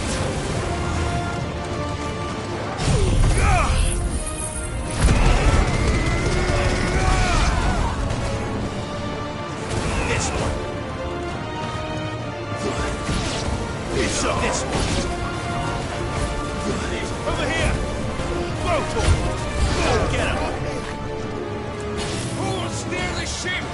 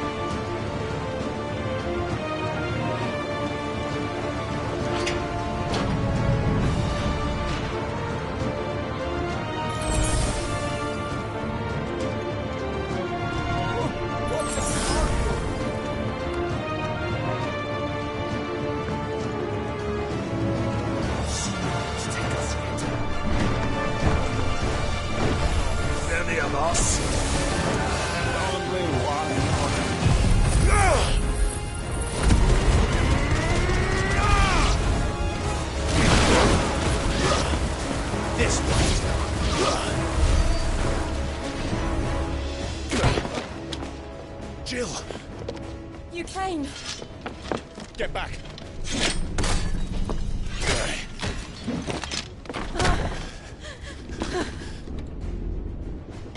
Clive, how did you... I'll explain later. Hands.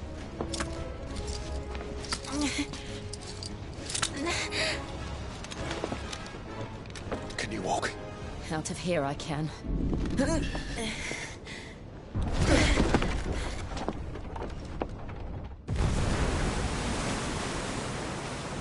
Stand still!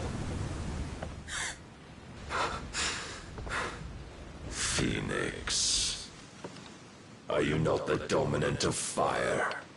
I see naught before me but a guttering flame.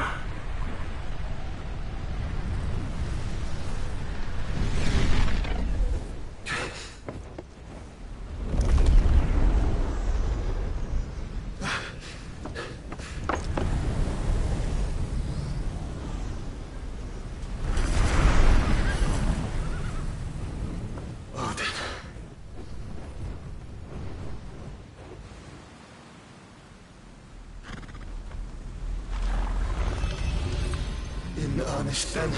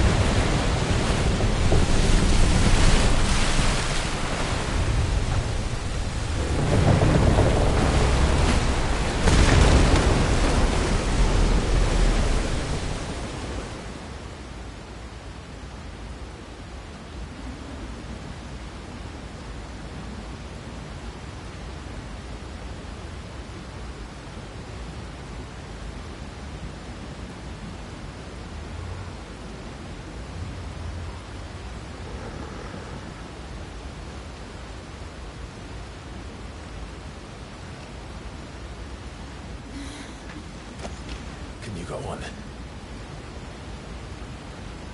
I think so.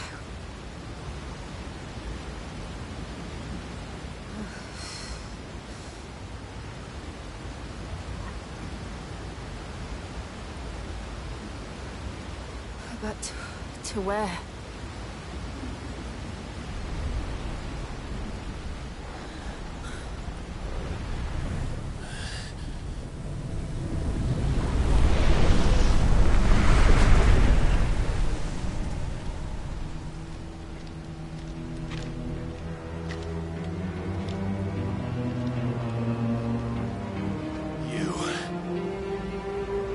What did you do to Joshua? The Phoenix? Oh, I expect he will survive. This consciousness in which you coil your feeble souls is grown thick with desperation. And thus has my master turned to my blade.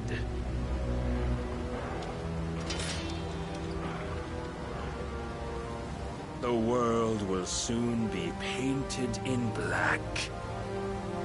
And all that live shall gather in death's autumn wake. Not if we remove the cause of this misery. Not if we destroy the last of the Mother Crystals and restore balance to the world. Come. Do you truly think it's so simple?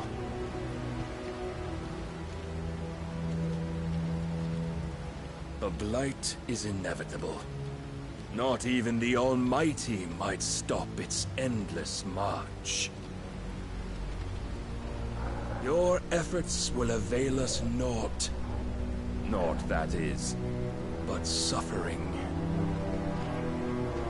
You must embrace the truth, Mythos. Accept your place with the Lord. Keep it. As long as there's a chance, there's a choice. Ever led astray by your blind resolve.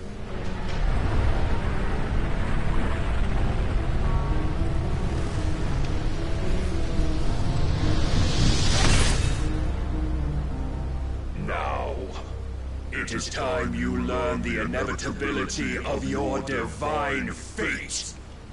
However much it may hurt. Get as far away as you can. Clive, no. Trust me, Jill.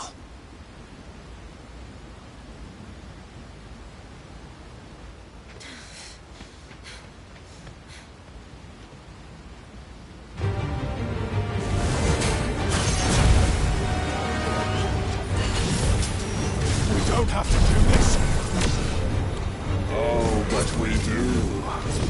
If only to remind you of your duty.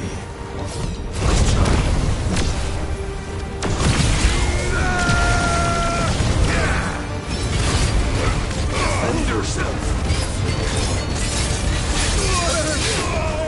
In the short time since our last meeting, you have grown much. Yet as a vessel, I fear my lord will still find you lacking.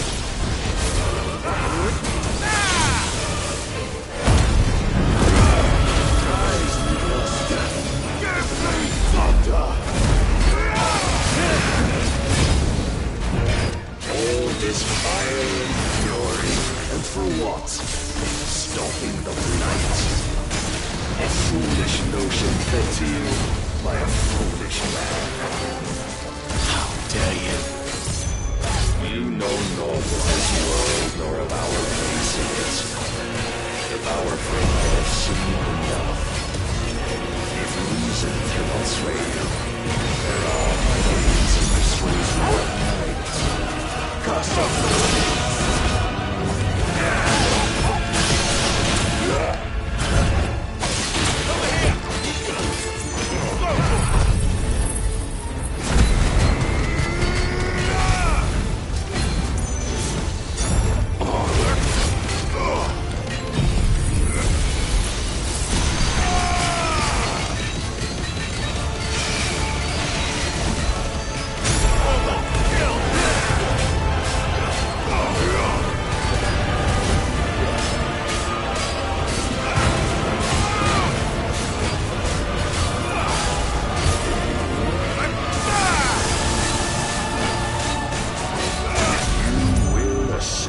the mantle you've been given.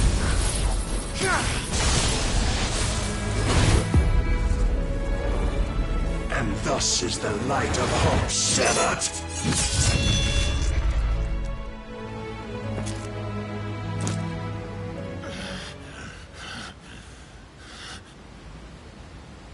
You would yield so soon. Never. Clive!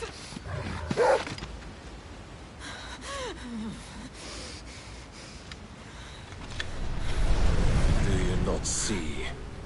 Your iron will weighs you down, dragging you ever further from your purpose. And what is my purpose? Mythos. Who are we? What are the dominants? The breath of the Creator still warm on our lips.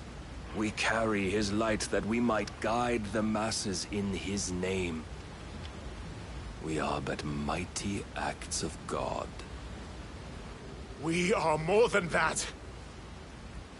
You would be nothing without what he has granted you. The power we wield is his. And yet, every time we draw upon it, it wears away at our very being. It breaks us. It unmakes us. That its immaculate aspect might reveal itself. The icon. It is too much for even his chosen few. Apart from you, Mythos, you wield the might of many, yet your body does not answer for its avarice. What are you saying? What I am saying is that we dominants are a means to an end. We were created for you, that you might drink deep of our strength and thereby fulfill your divine purpose. Which is? To feed. As you would know, could you only look beyond the walls of your prison of self-regard. As long as you choose to ignore this, you shall never penetrate my defenses. Still, you may take solace in the fact that you are not alone in your plight. The chains of volition shackle all of mankind, but there is yet cause to rejoice. For the Lord, in his mercy, has taken pity on his flawed creations, and shall see them restored to their proper forms. And what exactly would that be? Why, loyal servants to God. No. Manners, Lord Rosfield? They are men, like you and me. Albeit ones unburdened by the wills that drive our kind to madness. They are pure. They are divine. You mean to turn everyone Akashic? Not turn, Mythos. Turn back. For too long has mankind been led astray by their clamorous wills. It is time they return to a world of quiet equality, where they might once more know salvation. Salvation? And abandon everything we hold dear? We don't need your salvation. We'll save ourselves, and we'll do it on our own terms. Not yours. And not your gods. With every defiant expression of your will, the tighter the chains of consciousness become. But perhaps that fact may be put to use.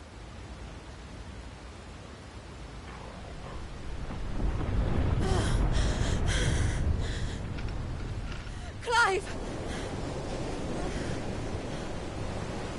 The faster it binds you to the remaining dominance, the stronger your hunger will become.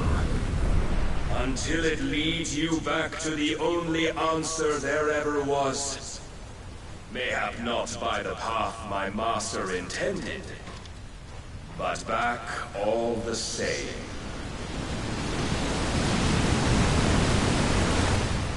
Ash is not far.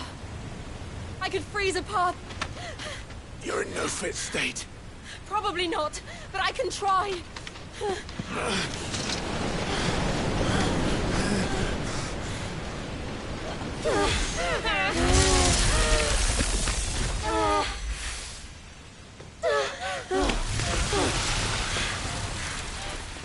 Don't look back!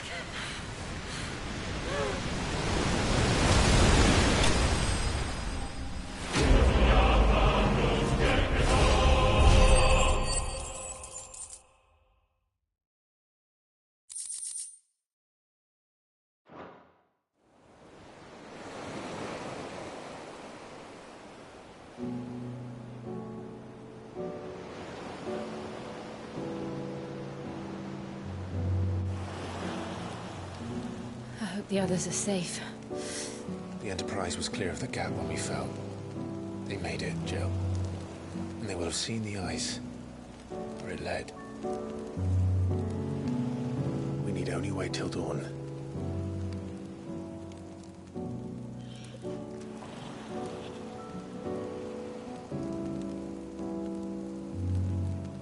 This is the second time Barnabas has bested me. I'm powerless against him. And maybe there really is nothing else for it but to give yourself to his master.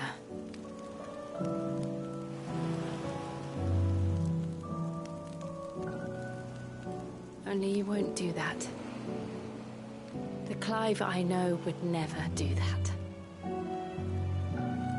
So you believe? But do you really know me? If what Barnabas said was true, then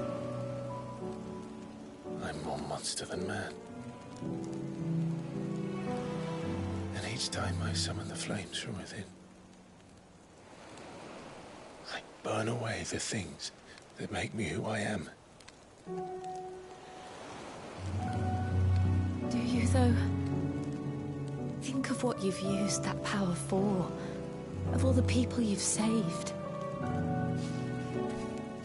It doesn't matter how or by whom it was granted, only how you choose to use it. And you've chosen to use it for good, haven't you? I've also used it to kill. What if that's my purpose? What if it's all I'm good for?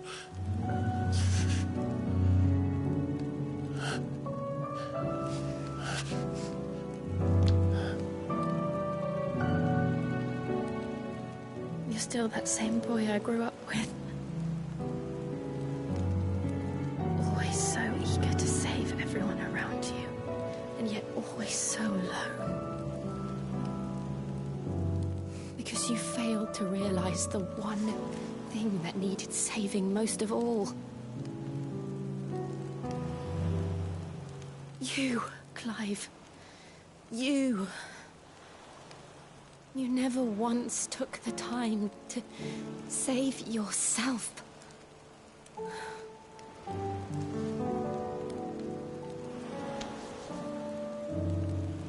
Myself.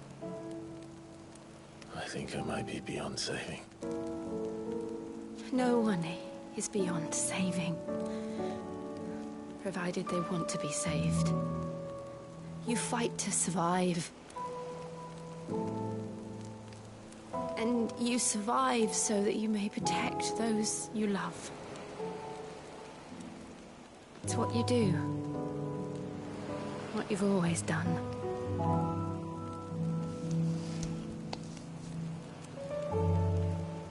And I know you're not about to change. So I'm going to help you. To give you what you need to protect us all.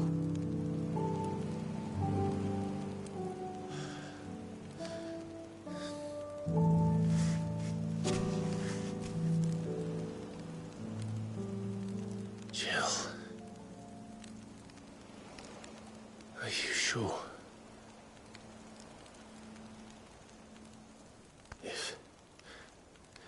If this is what you want, then...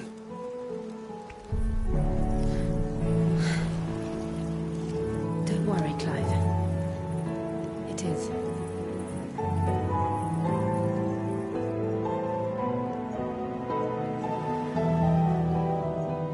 This burden, I'll give you the strength to bear it alone.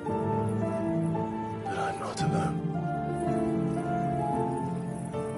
These burdens I carry, my sins, my pain, my sorrow, I see now that they are all a part of me.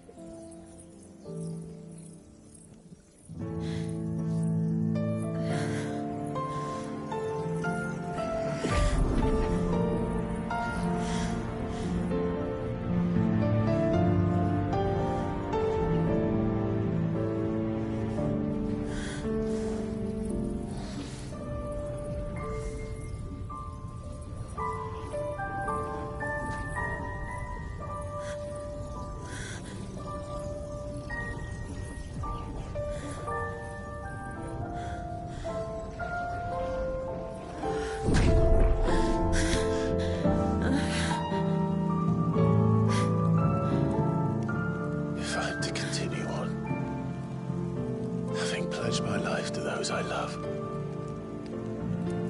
and I will gladly bear your burdens too, until my last breath. Clive.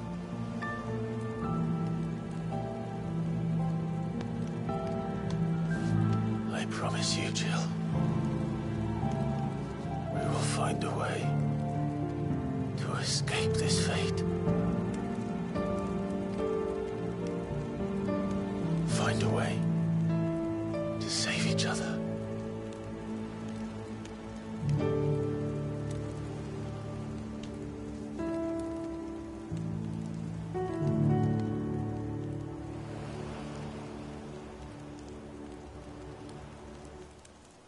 That we might one day look upon the moon again, together.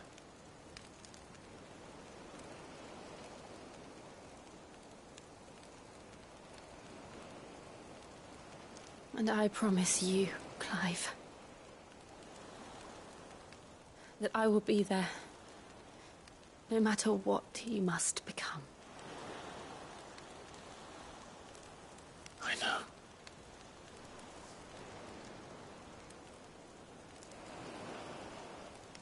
I never thought a smile could bring me so much joy.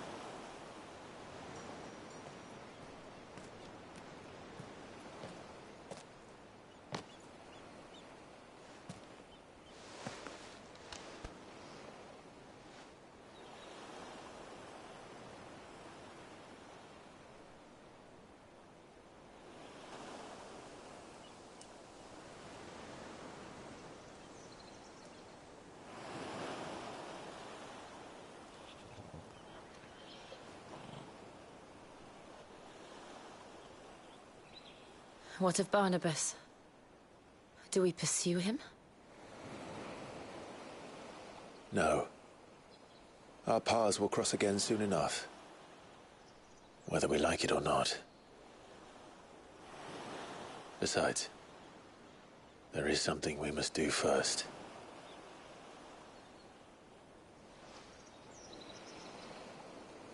Of course. Drake's spine. The last Mother Crystal.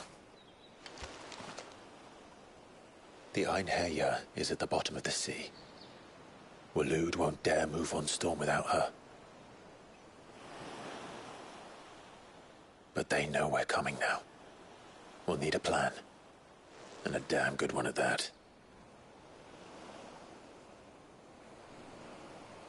Then let's go home and find one. Ash will have to wait.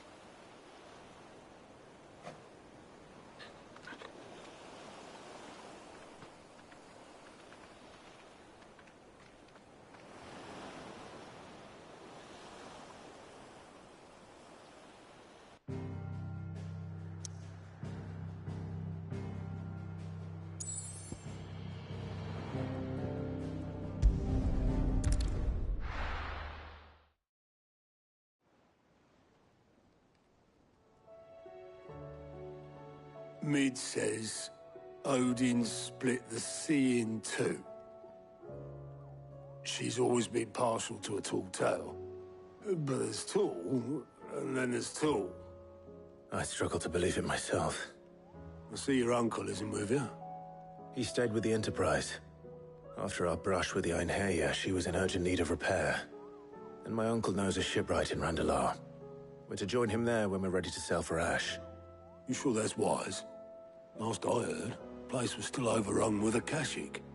Show me a city where that isn't true. Ultima's plague is spreading. We're running out of time, aren't we? We've done our best to shore up that hideaway. But I doubt a few planks will stop what's coming. Still, we'll keep at it. Every little helps, I suppose. Let's hope so.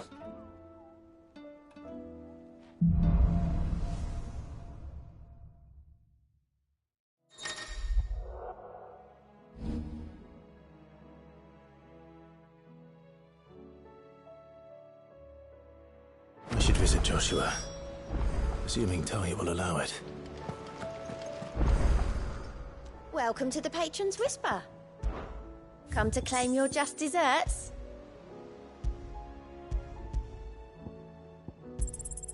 All yours. All done?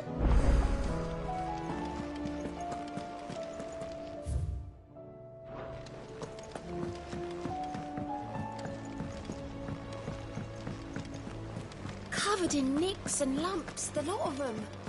It's a wonder they can still walk. Come back.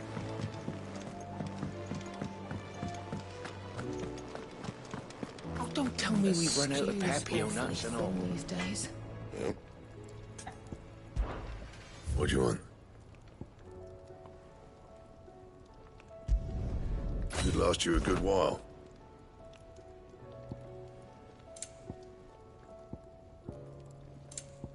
Anything else?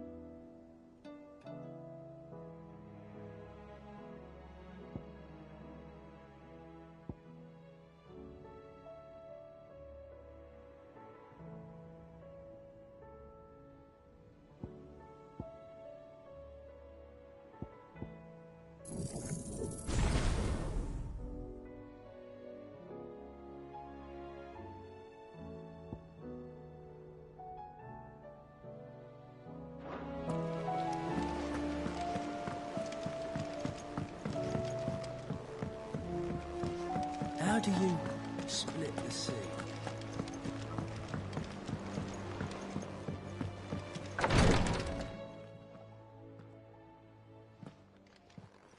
are you feeling, Joshua? Better than I was. But not nearly as well as you should be. Your cuts and burns may have healed, but your body still bears the burden of every spell cast. And what would you have had me do? It was no ordinary foe we faced. It was the Warden of Darkness. Yet still, it was not enough. The king could have ended me at any moment, but instead chose to toy with me like a curl does a mouse. You underestimate yourself. Oh, it was crystal clear. Only one man established his dominance that day, and that man was Barnabas. I'm sorry, brother. That was ill-spoken. It's just, I have never felt so powerless. And when so many are looking to us for strength, perhaps the prince feels the same.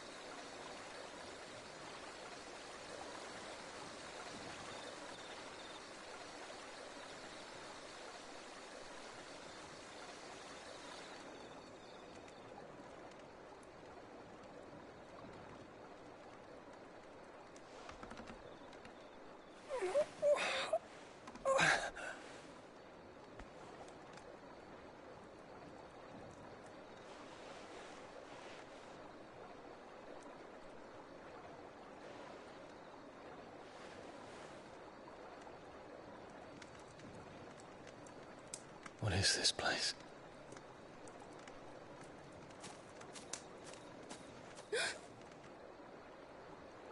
Don't move.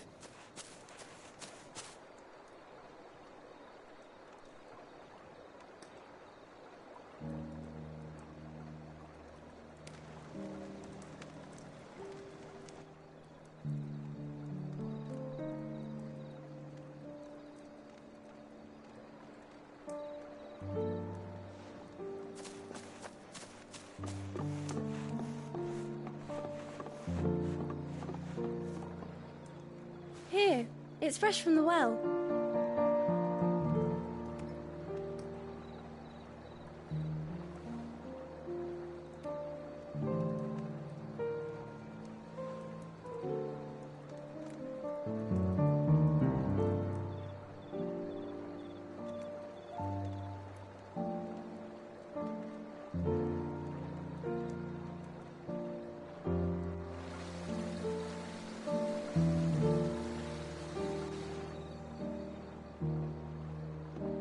Grandmother told me spirits sometimes get lost, and that the lanterns guide them to their proper place. I set one on the river for her when she passed away.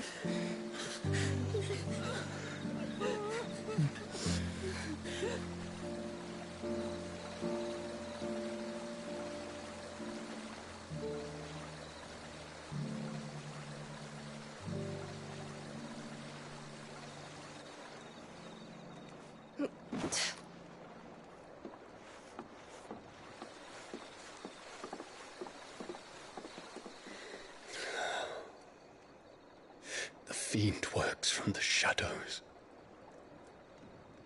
Was it you who guided my hand then, Ultima? No, not you. This is my doing, my fault, my sin to bear. And for it, I must atone. Your hurts are healing nicely. It was my poultices that saw you well. You make them? And sell them, or try to. Earns me enough for bread, most days. Forgive me. I have nothing to... I know, but I couldn't just leave you lying there.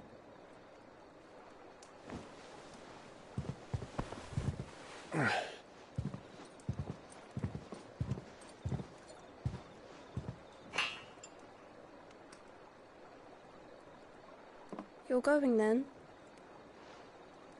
Of course. I'm healed. Thanks to you and your poultices. Will you promise to come back and visit?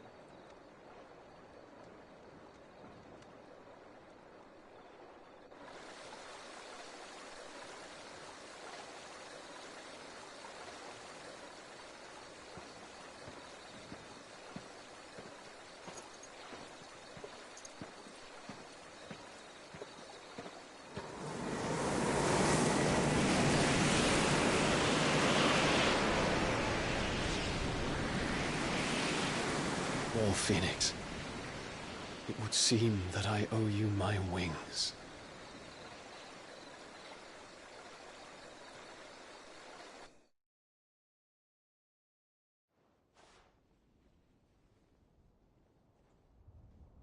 Perhaps he can find an answer.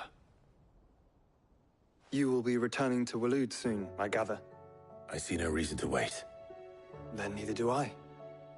I can think of a few, but I doubt they'll stop you. You will take your medicine. Of course, Lady Daya. Set on leaving already, are ya? How long will it take us to get back to Ash? Dunno, about the same amount of time it took us to get here.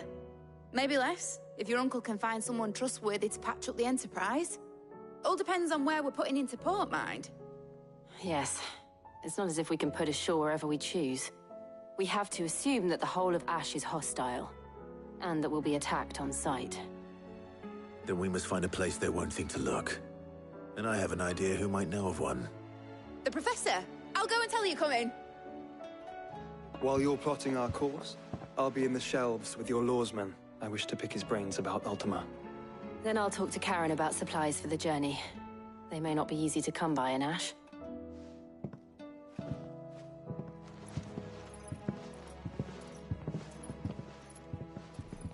Your brother's body won't take much more of this recklessness.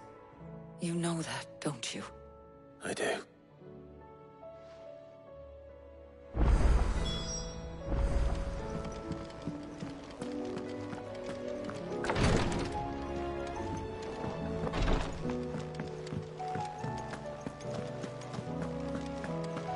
I still favor a compliment. Ah, Clive. I was wondering when you'd arrive. Please tell me you've come to take our young prodigy here off my hands. I'm not here for Mid. I need information on Ash. Then why not ask Molly if you can look in one of her ovens? Go on. As soon as the Enterprise is ready, we'll be setting out for Drake's Spine. And we're going to need a safe place to land. Preferably one that won't see my ship blown to shit and splinters. If it were that easy, do you think Waloed would have resisted invasion for so long? Very little is known of Ash, and the information we do have is spotty and outdated. We have the good King Barnabas to thank for that. Waloed's borders have been closed to outsiders since the day he seized the throne. If there is anywhere safe to land, you won't find it on my map. Then tell us what we will find. I'm sure you know better than we do. But no splinters. All right, if it will get you out of my hair. But interrupt me, and it's over. Understood?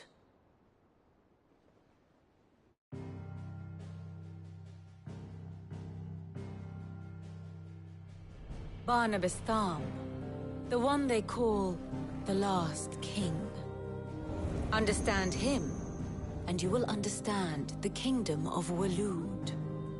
Barnabas was only a boy when he arrived from beyond the southern seas, and barely a man before he united the ragged tribes of Ash. And having unleashed them upon the formidable Veldamark, he set his throne upon the ancient kingdom's ruins.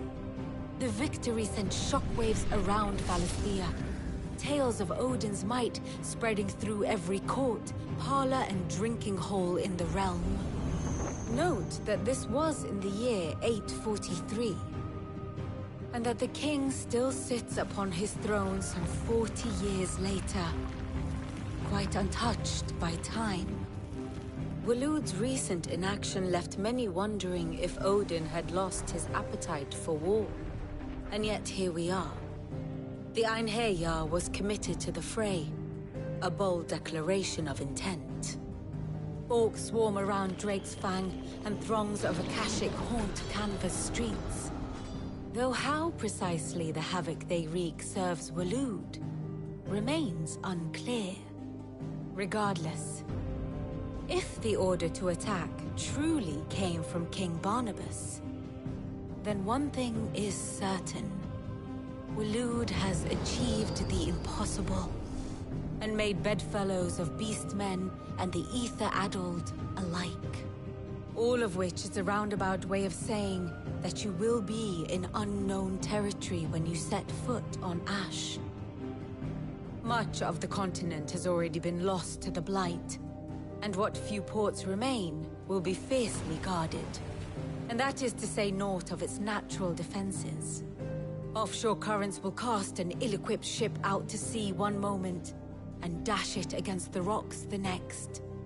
But then the Enterprise is anything but ill-equipped. And Mid has made land there before. Now, if only there were someone with an intimate knowledge of the Shadow Coast, and where a daring gentleman might put ashore.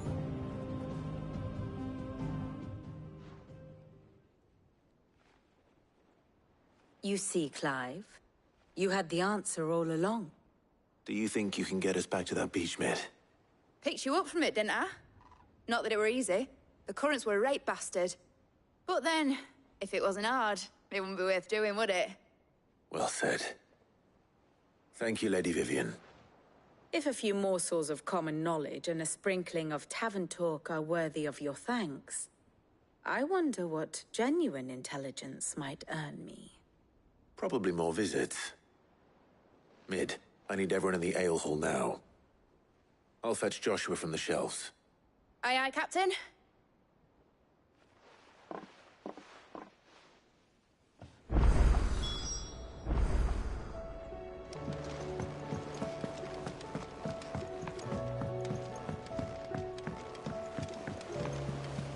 Covered in nicks and lumps, the lot of them. It's a wonder they can still walk.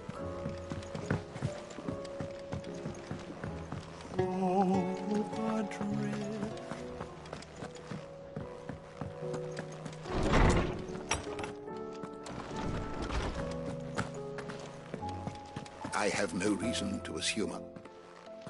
Clive, you must listen to this. Lawsman, tell him. Do you recall when we spoke before on the divinity of Ultima? Well, it inspired me to delve deeper into the subject. And what I discovered appears to agree with the findings of His Grace. You will recall that my quest to uncover Ultima's origins began with the mural at Phoenix Gate. But while I've always known it to be important, its secrets have heretofore eluded me.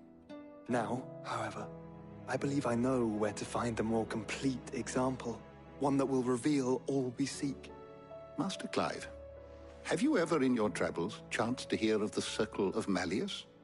I would think not, if you have. But there was once a time when the faith flourished, the oldest known religion in the Twins, and though its popularity eventually waned on Storm, hints of its dogma remain embedded in more modern faiths such as the Crystalline Orthodox. Wait, you said it waned on Storm. What of Ash? Religious monuments are often torn down or repurposed when new faiths rise to prominence. But if no new faith arose, then perhaps the ancient temples might still stand. And so, you see now why I must accompany you to Waloed.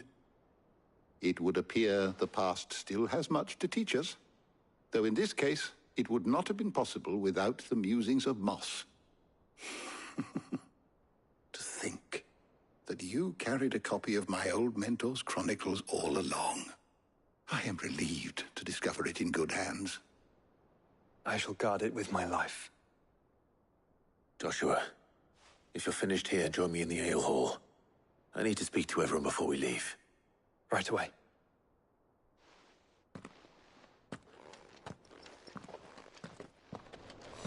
Mid said I can ride the Enterprise next. No, she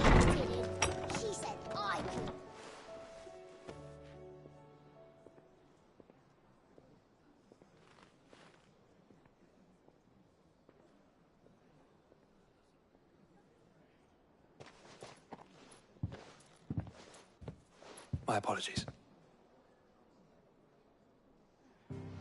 By now you've all heard where we're going and why.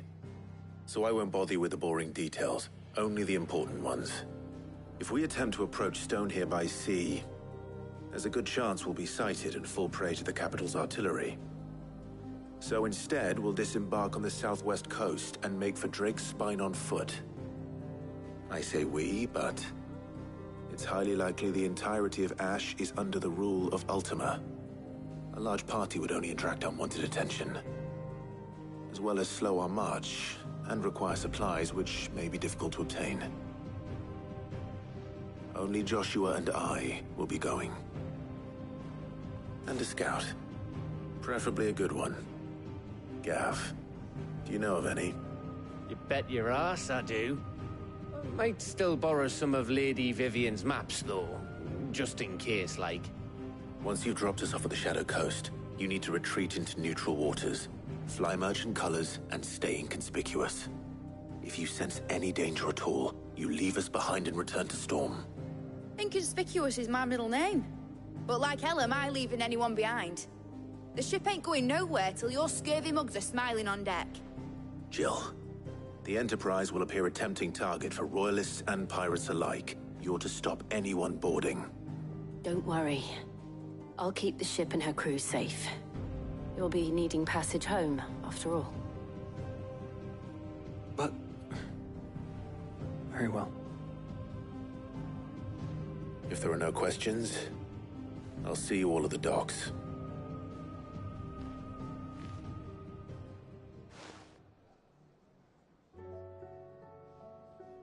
Let me know when you're leaving.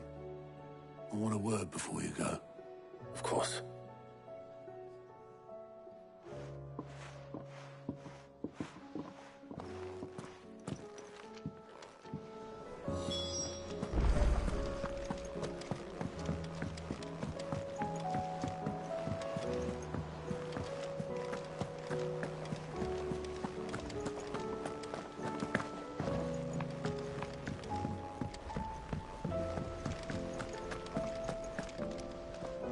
Is something wrong? Not at all. Honestly. Can't a man wish his friend farewell? Just wanted to let you know that I'll keep things in order while you're off saving the world. I'll hold you to that.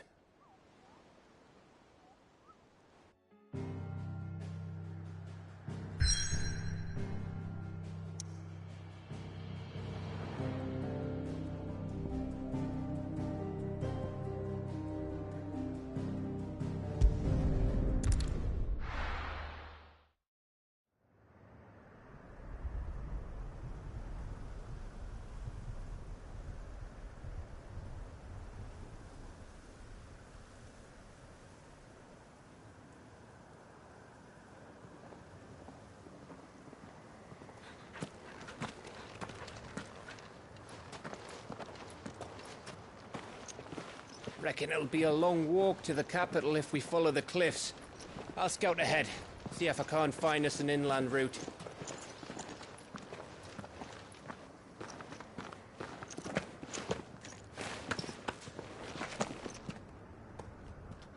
Clive.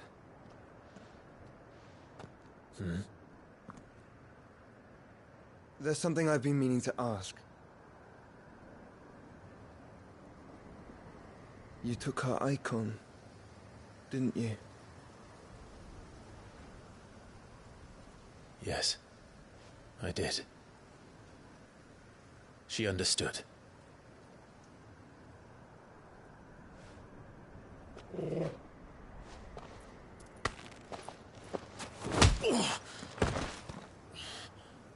Oh, she understood. Understood that you decided to save the world all on your own, and that you'd die without her power. How dare you make her choose? You knew damn well she'd never refuse you. But I will.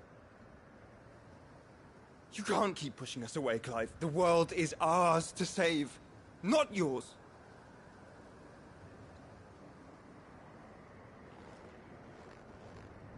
I used my gift because I thought it was the right thing to do.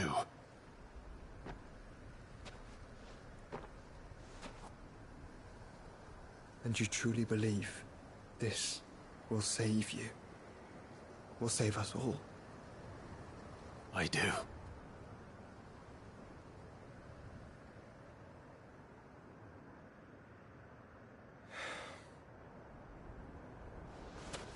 Then so be it.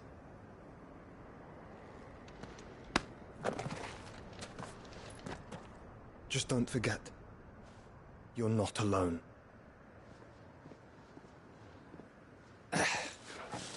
Think I found us a trail. Did I miss something?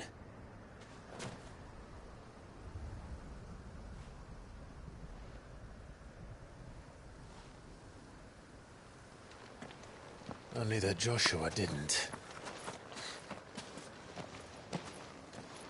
I don't get it.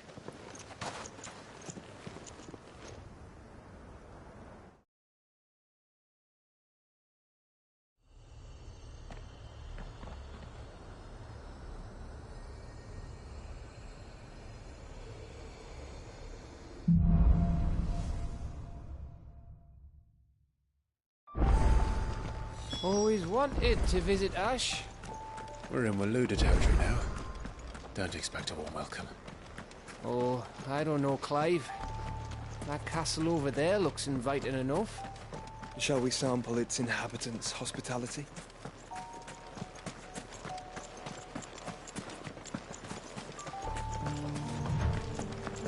Remember what I said about warm welcomes, Gav? Oh, this place is as dead as Greagor's ghost.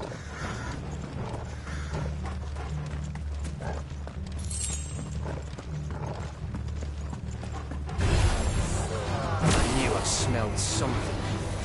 I see only orcs and Akashic here. Let's hope the villagers made it out in time.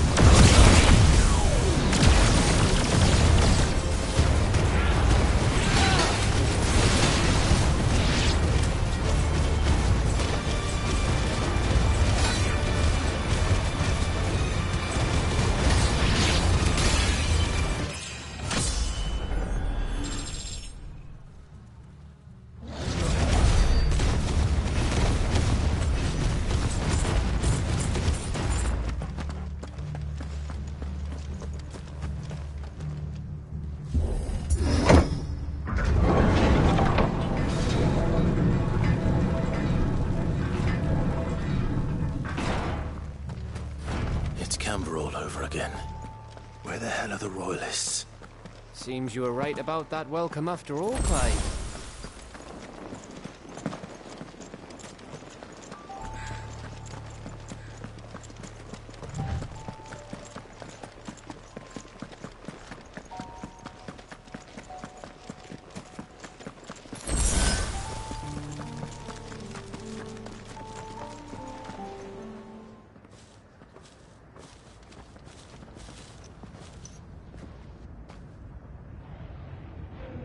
Aye, aye.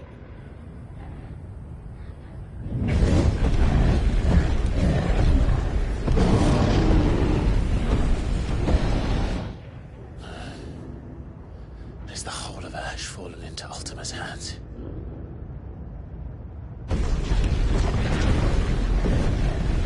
That's no peace delegation. We should send a warning to the others. No. My uncle will have an eye on the coast. I trust he'll find a way to entertain any uninvited guests. Our mark is Drake's Spine, and there's a lot of road between us and it. We press on to Stone here. Aye, you never know. It might not be a nest of slathering monsters.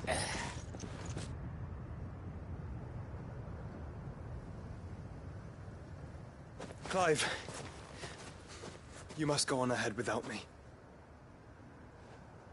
This stronghold is as old as Phoenix Gate, perhaps older. It may yet hide Ultima's remaining secrets, and if we are to best him, they must be unearthed. All right. Stay out of trouble. I always do. Mostly.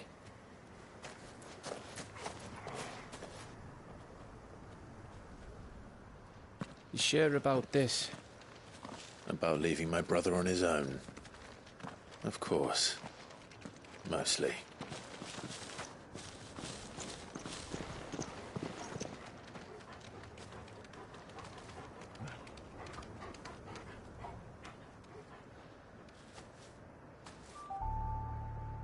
Lady Vivian's map is so old it's hard to tell which way is up. But if I'm right, we're not far from a village called Aistla. Then we make our way there, resupply, and wait for Joshua.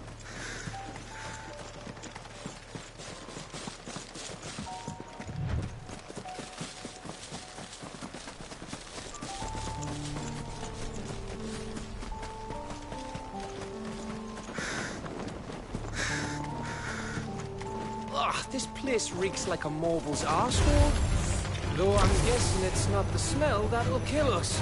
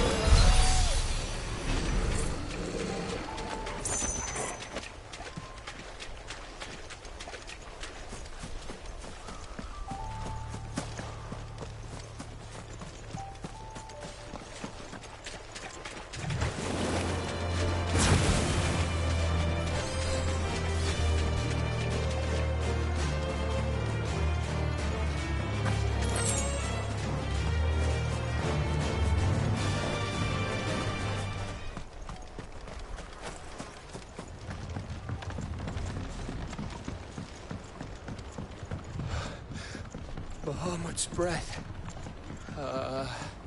Don't look down, Torgal.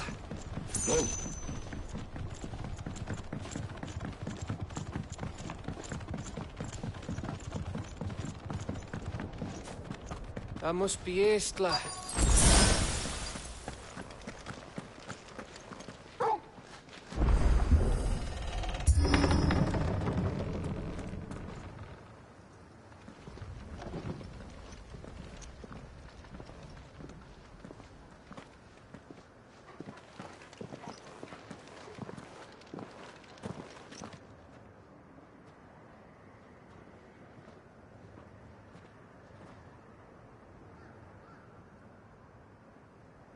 What do you think, Clive?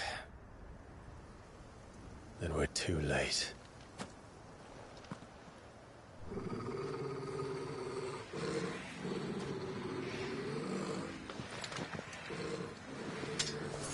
Damn it. They're all turned. There's nothing we can do. I wouldn't say nothing. No quarter, Gav! No quarter!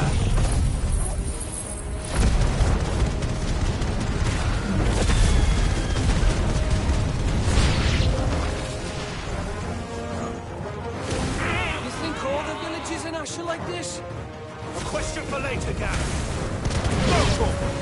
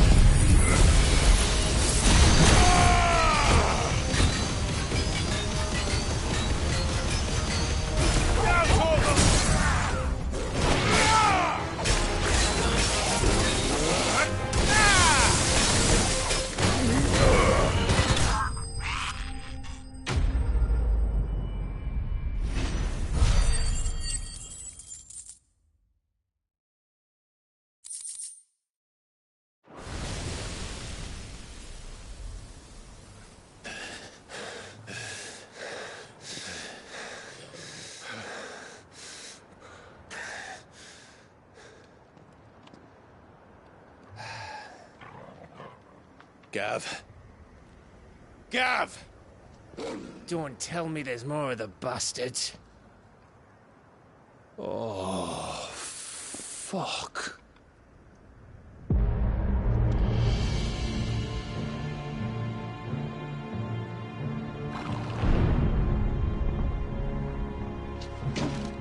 Have you come to watch, Odin?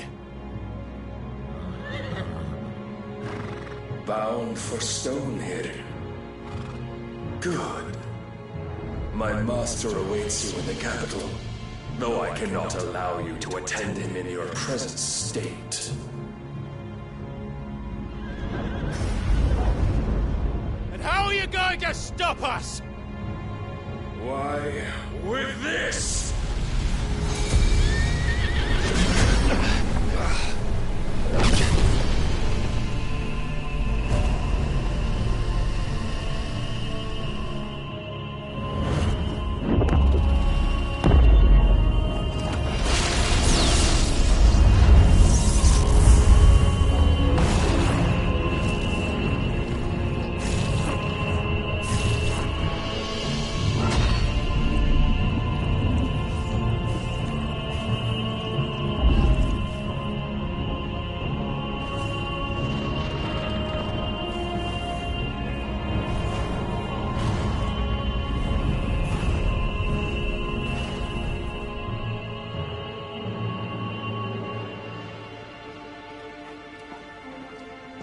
What did you do?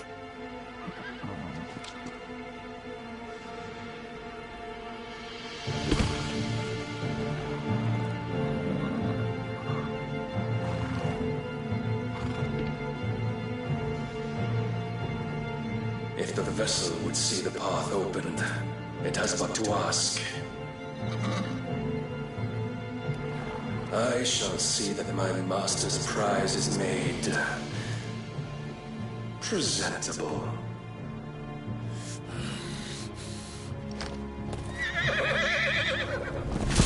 Shit! No!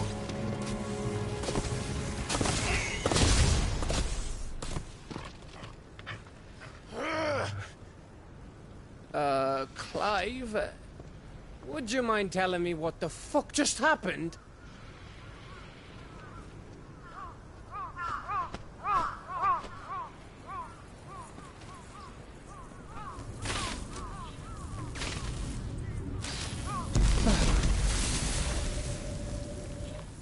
Oh, you've got to be. How are we supposed to get through that? We seek an audience with the king. If His Majesty wants me to come and ask him, then that is exactly what I'll do. Before you go practicing your petition, we don't even know where the fucker went. How about we cool our heads and think this through, eh?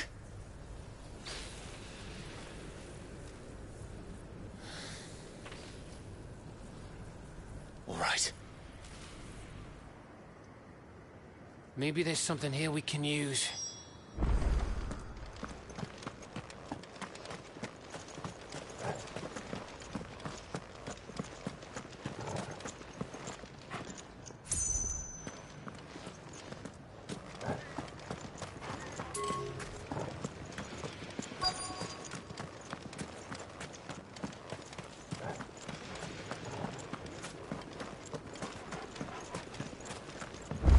I thought we got them all. So did I.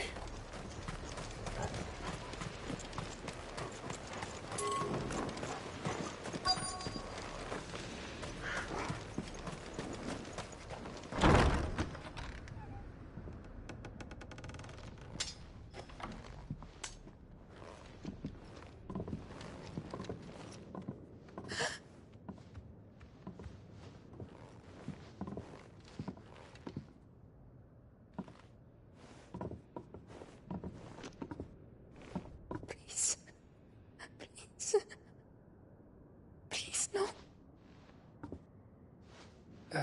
Miss. Whoa, easy, easy. We're not turned, all right?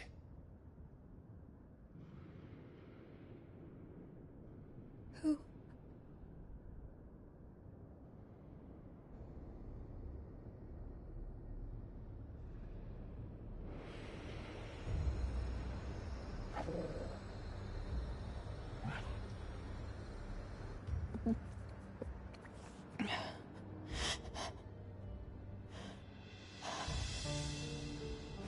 My thanks, kind travelers.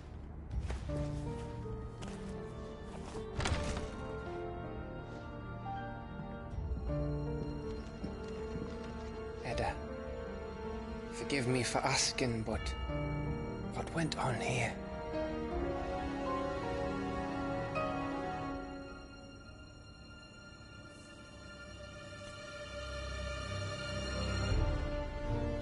It all started when the skies changed. The elders said it was the Arcane. One by one, people went mad. Minds taken by the ether. Till only I remained. By then, I was too far along to run. And then the nights came. And I didn't know what to do.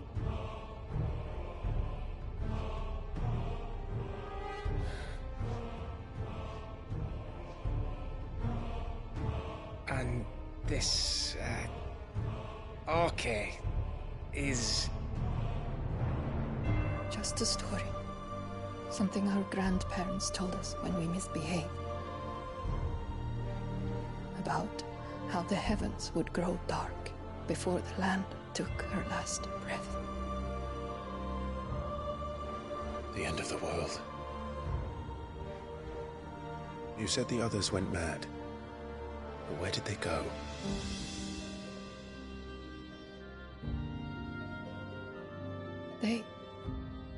They all left. Drawn east to the tower, to Reverie. The elders, the healer, the blacksmith, my husband.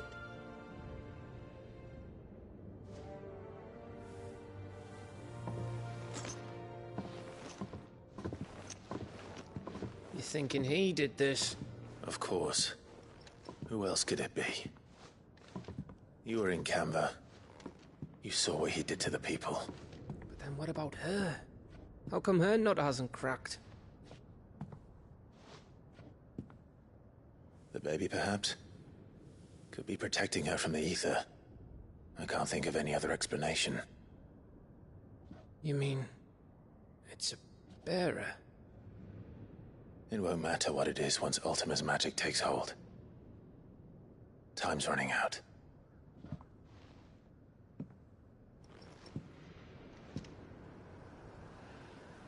This tower. That's where we'll find the king.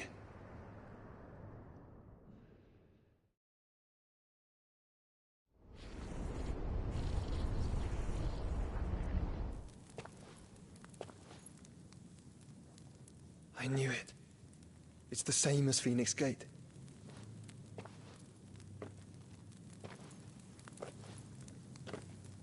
Which means at the end of these stairs should be...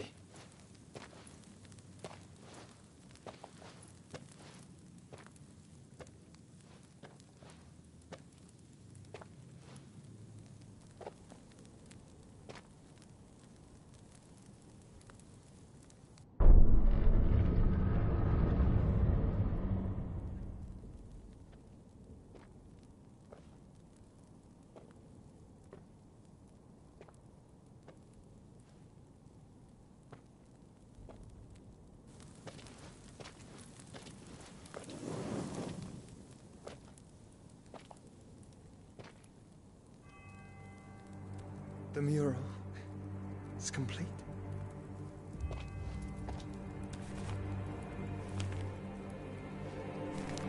Ultima and this vessel, Ifrit. Garuda, Ramu, Shiva, Titan, Bahamut, Odin. Even Leviathan the Lost is here. But where is the Phoenix?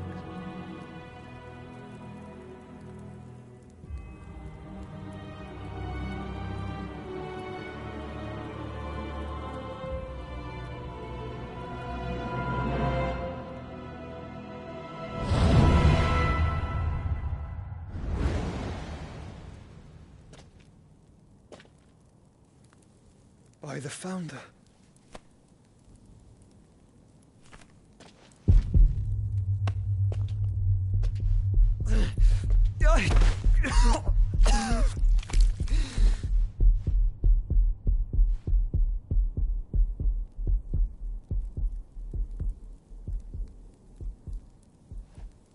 So that's what you want, isn't it, Ultima?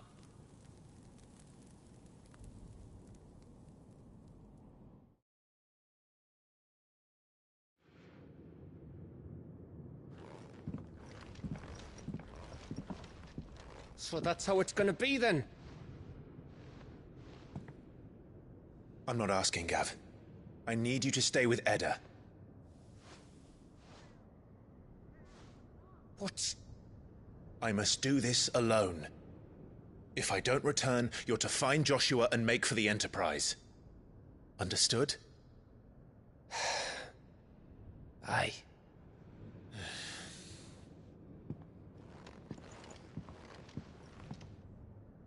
Just don't you go dying on me. Sid's name suits your miserable mug better than mine. Don't worry. I haven't finished with it yet.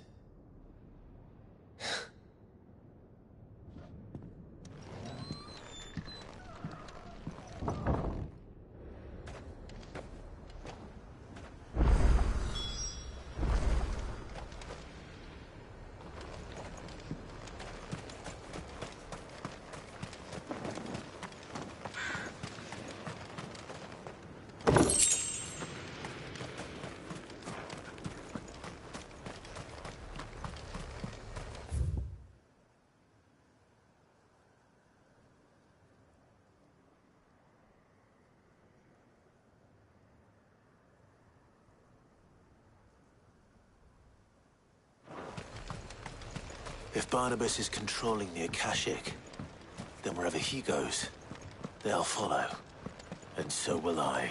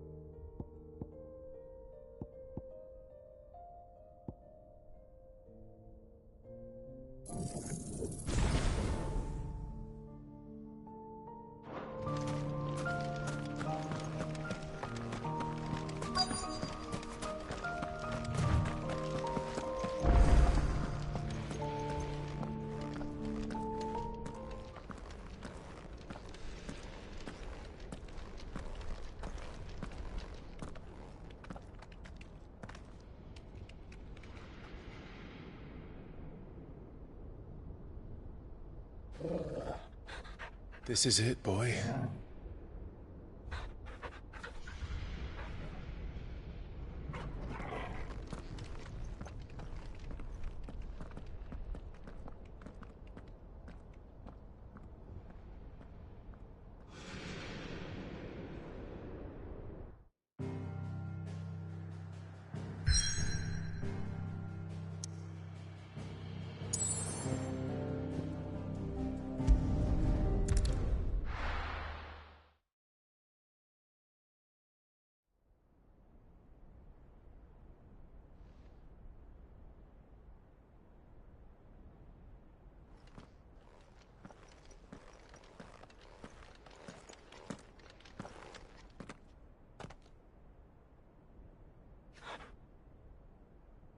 I've come for you, Barnabas.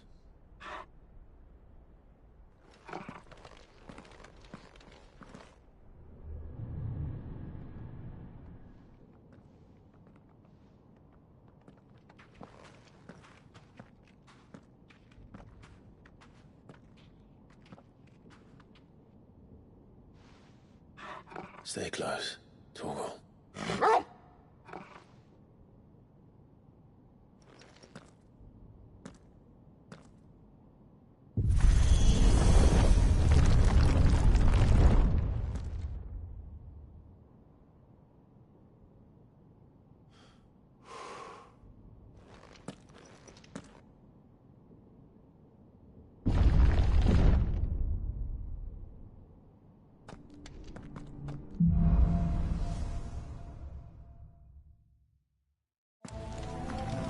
Tower. It's alive.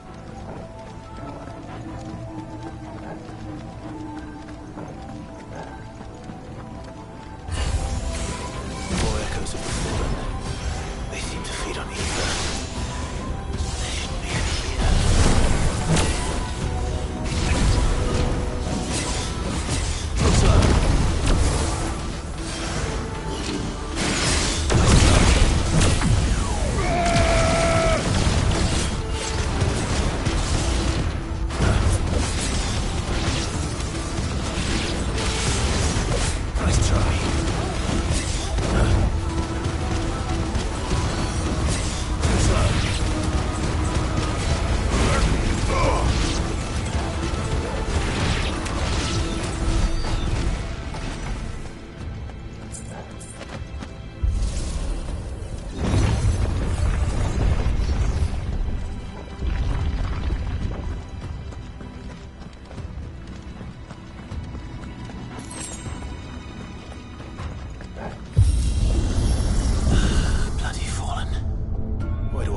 Seem to have a mind of their own.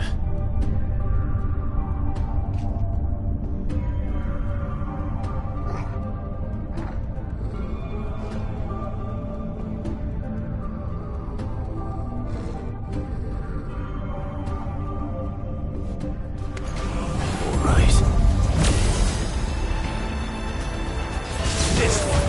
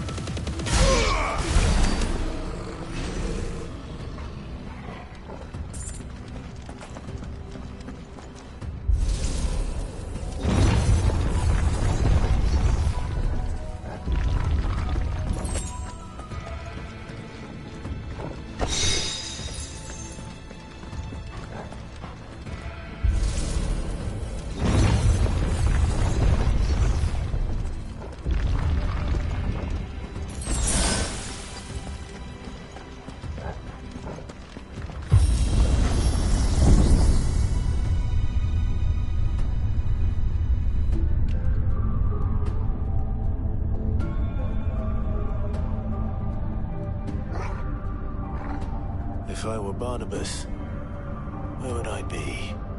The top. So I could look down on the world.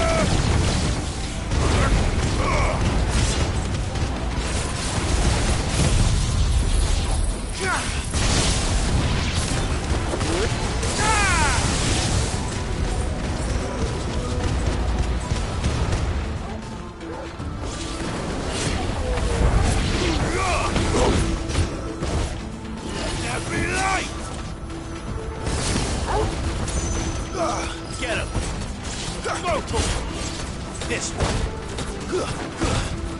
Get him. Go for it.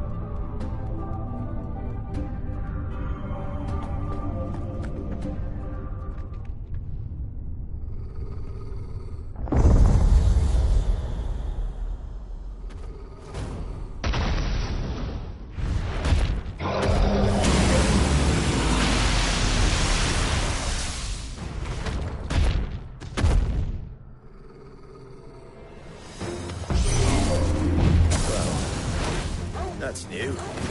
Though I expected to fall like all the rest.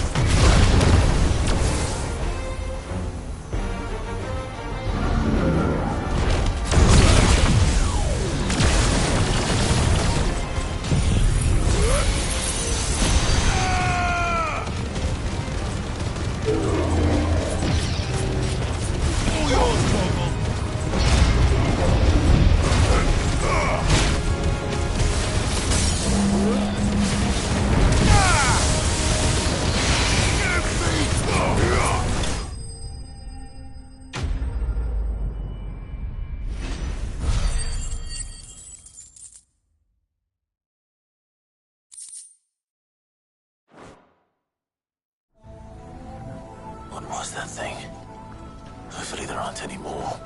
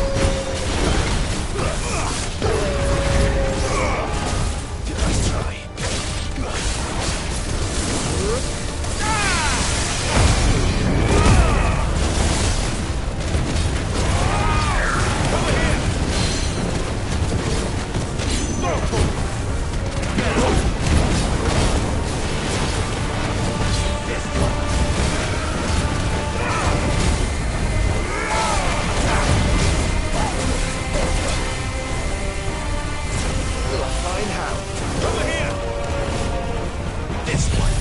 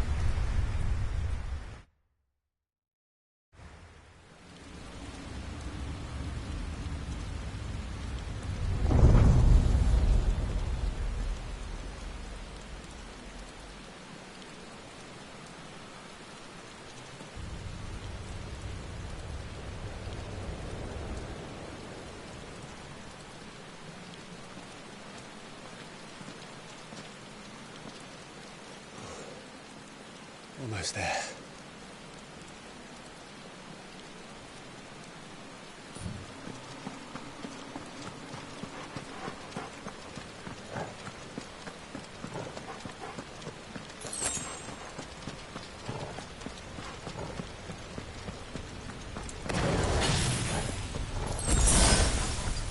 He's here.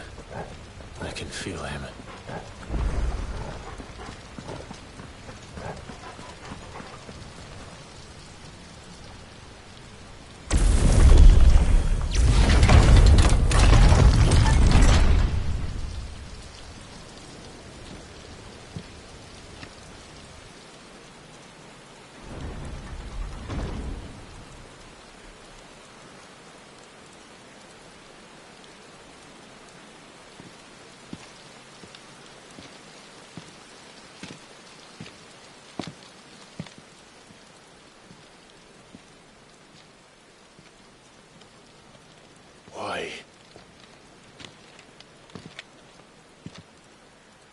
The blade must ever feed if her edge is to remain keen.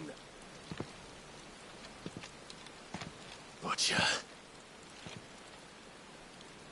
What care you for these worthless creatures? They are nothing.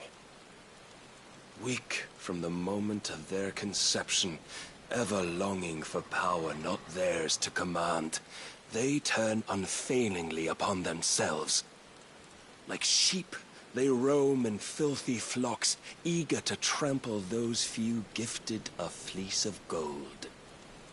Or that they might feel contentment with their pitiful existence. Prejudice and persecution, severance and strife, every earthly wrong springs from the malice in men's hearts.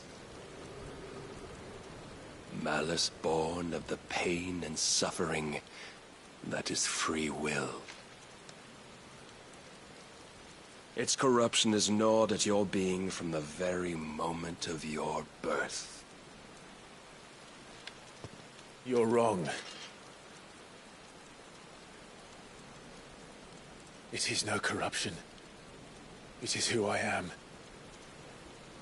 Every choice I make, right or wrong, gives me reason to carry on. And carry on I shall. Not as a puppet, but as a man. Which are you? There was a time I too thought those the only choices. What? Long ago, God granted man the gift of magic. And with that gift did he build great civilizations. Yet over time, man lost sight of the gift's true meaning, stepping from the path of shared prosperity to one of avarice. He abandoned his creator for sword and flame, and through his folly, beckoned the blight. Yet, there were those few who refused to turn their eyes from the heavens, and they prayed to God that he might lead them back to righteousness. And the Lord, he did answer. Before the worthy shall the gates of paradise open. And so did I spread my arms to the ether, and cast my soul upon its gentle waters. I gave myself unto him.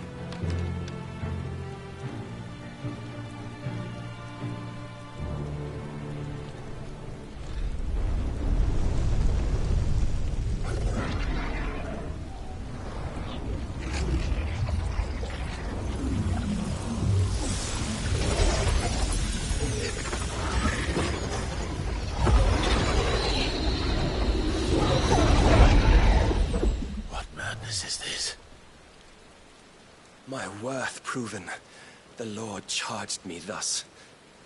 If your kind are to find salvation, they must be made to serve. You see, paradise lies but a single step away. Could we only take it? Could we only leave our transgressions behind? For none save the pure of heart and mind may set foot in the new world. I will save us. But it all begins and ends with you. You are the key, Mythos. And with this humble offering, shall I prove my faith once more. So you forsook your kingdom. You forsook yourself to serve. Tell me, how is that living?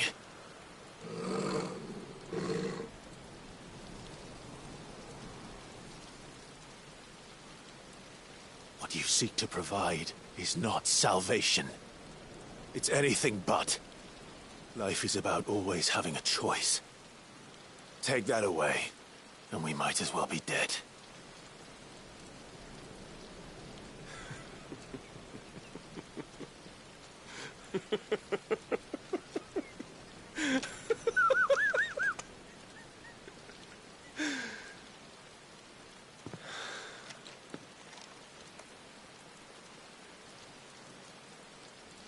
Very well.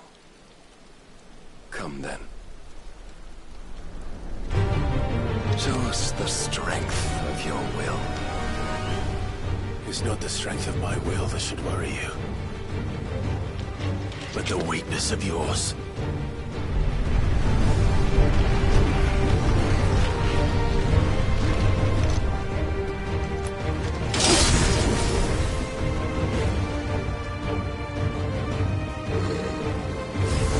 If you think your will the stronger, prove it. By this day's end, you shall know the truth.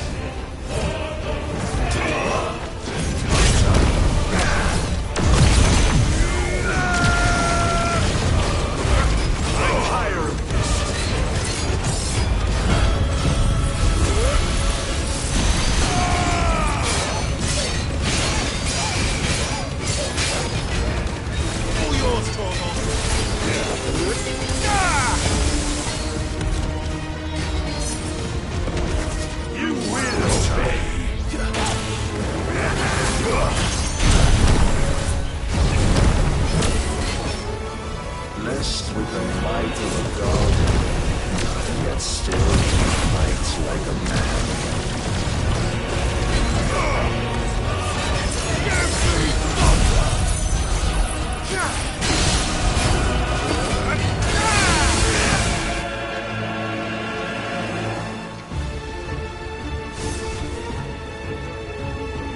God chose you to serve as his vessel, and you cling to this foolish notion of hope when there is none.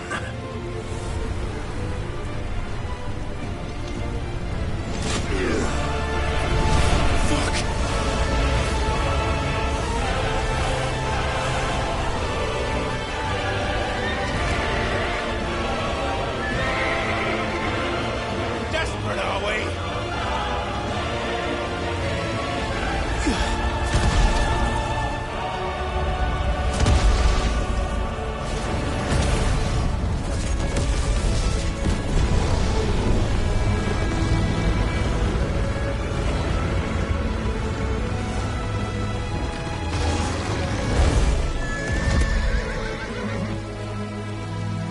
Finally, we can begin!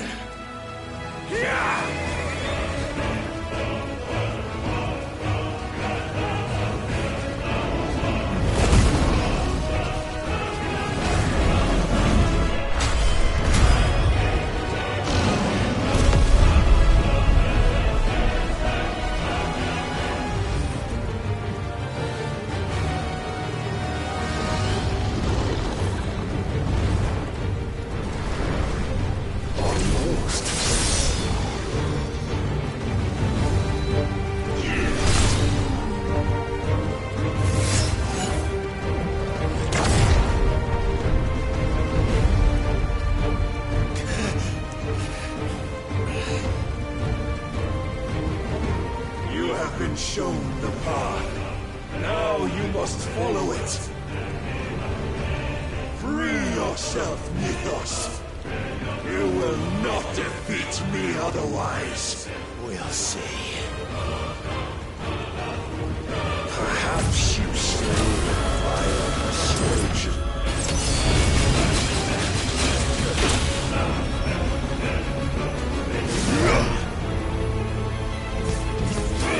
There's a good time.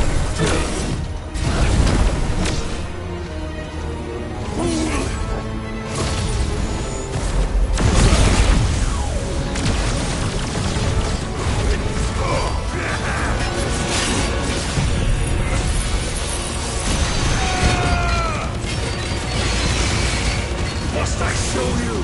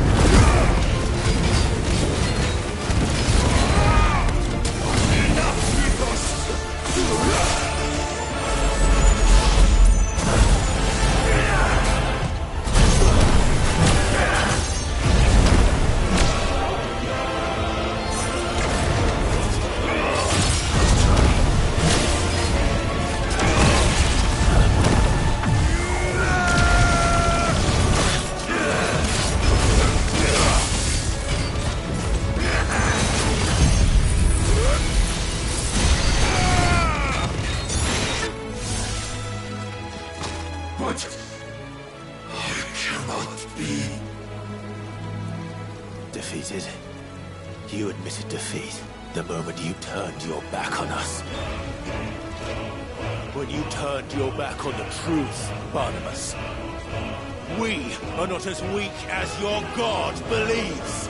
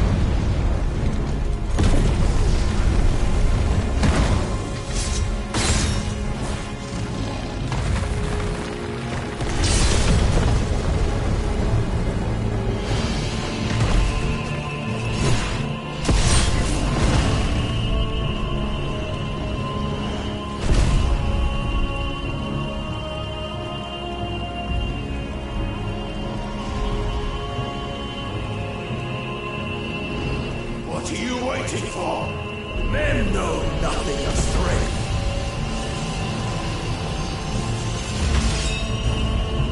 But you will.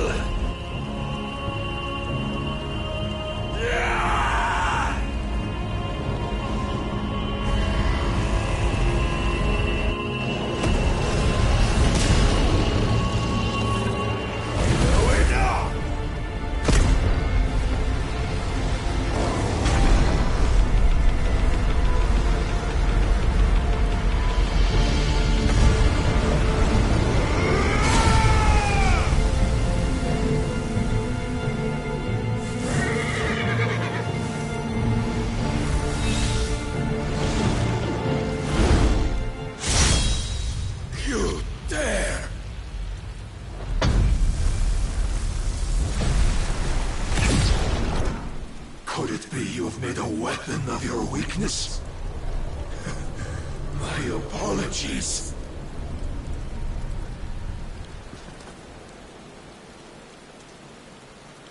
You are not the fool I took you for.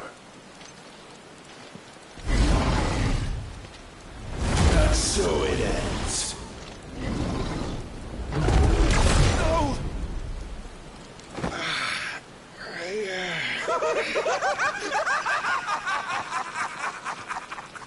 Don't tell me you are tired, Mythos! Your stubborn defiance has stirred my long-becalmed heart, filling it with a joy that I have not known for generations! I had thought the tantalizing kiss of self-indulgence a dream forever out of reach! And now that its sweet ruin courses through my veins, I shall not be quick to relinquish it. Show me your work, Mythos, that I might revel in it!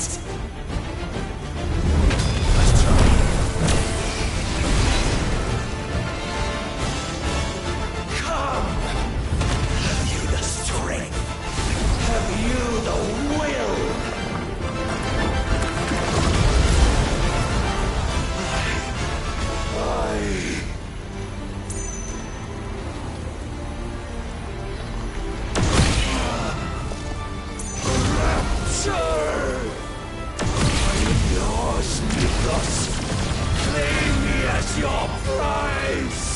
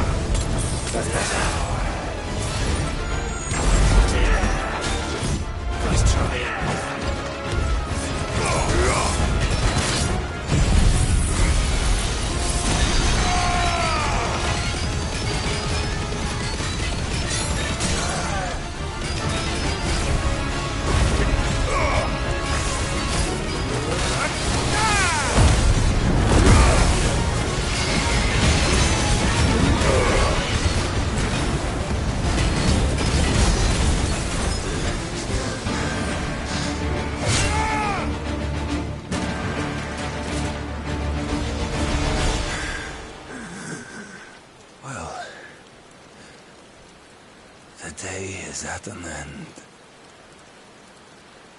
And we both know the truth.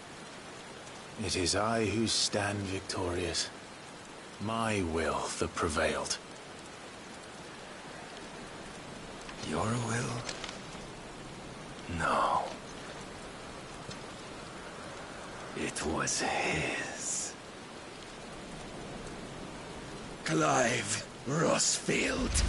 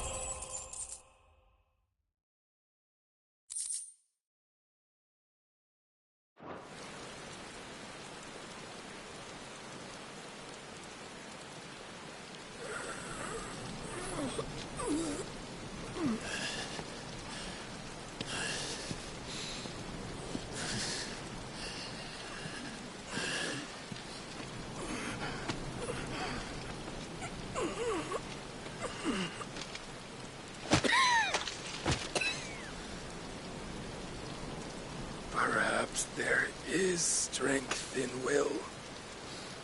Would that I had not relinquished my own.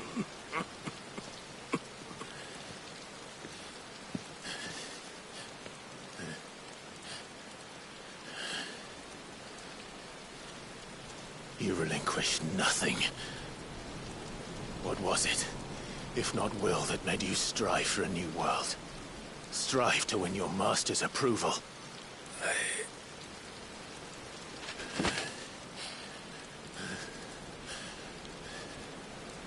You were shown a fantasy, and you chose to believe it. But you were wrong. There is no world but the one we live in. And that world is worth saving. Even if it means killing a god.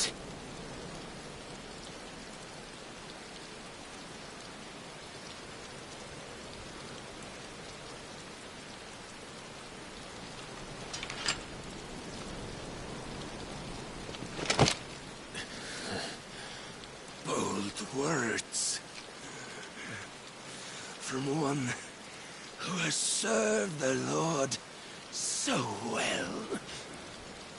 This is pointless.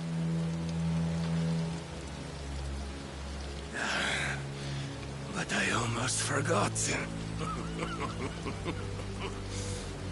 I promised that I would make you presentable. Did I not?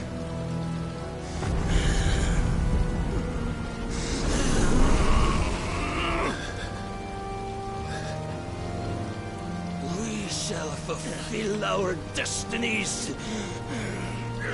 Just as the Lord's Mother Crystals have fulfilled theirs. Come, Clive Rossfield. Take what is rightfully yours. Become one with God. No.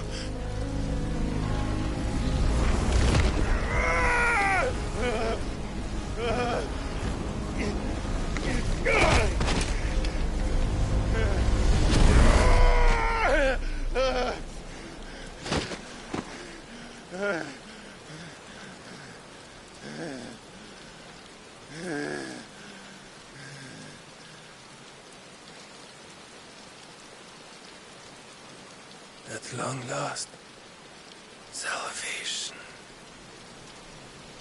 I'm coming home.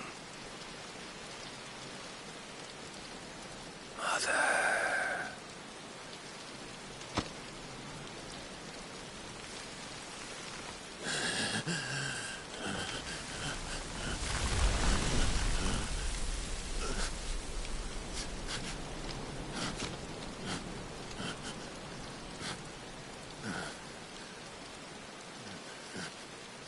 Tell me, how does it feel?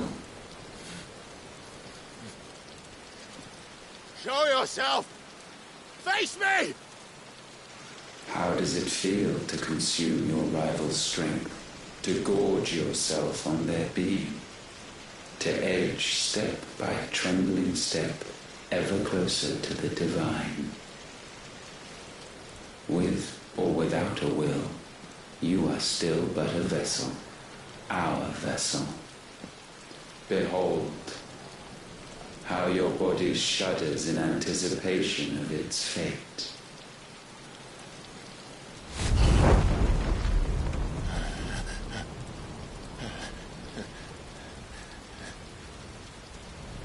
Oh, it's not yours yet. No.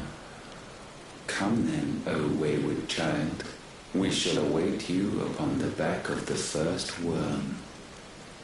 There, all shall end and begin again.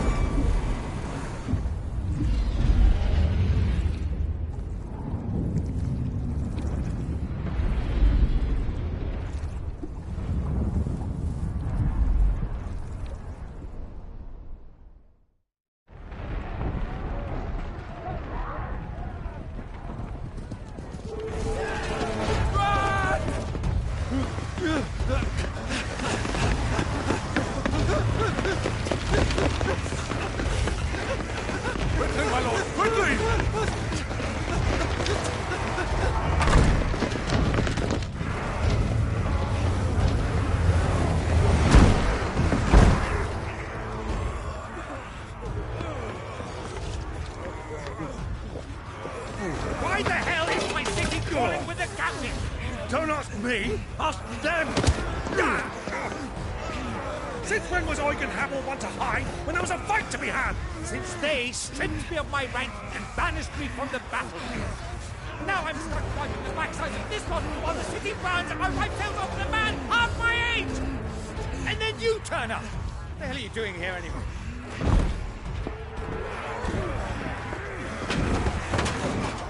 What indeed? The enemy numbers 200,000 or more counting the Yorks. There are simply not enough soldiers garrisoned in the capital to repel an army of that size. Then what of the central keep? Held by a contingent of soldiers and bearers from the surrounding boroughs. They are the sole reason it still stands. And all it took was an army on their doorstep to bring them together. The prospect of death does put things into perspective. Perspective. Perhaps it's what we've lacked all along.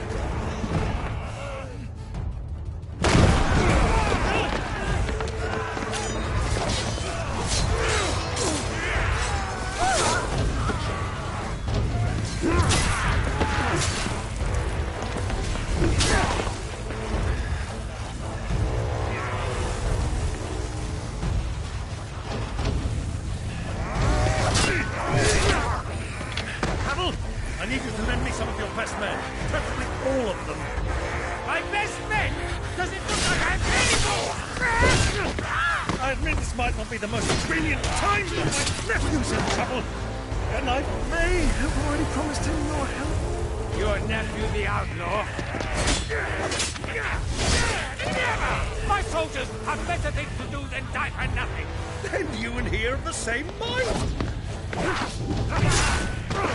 I fight for the opposite! We fight for a world in which we shouldn't have to live and die for nothing! And he fights today to give us all a chance of a better tomorrow! Be that as it may, a handful of men cannot stand against a kingdom!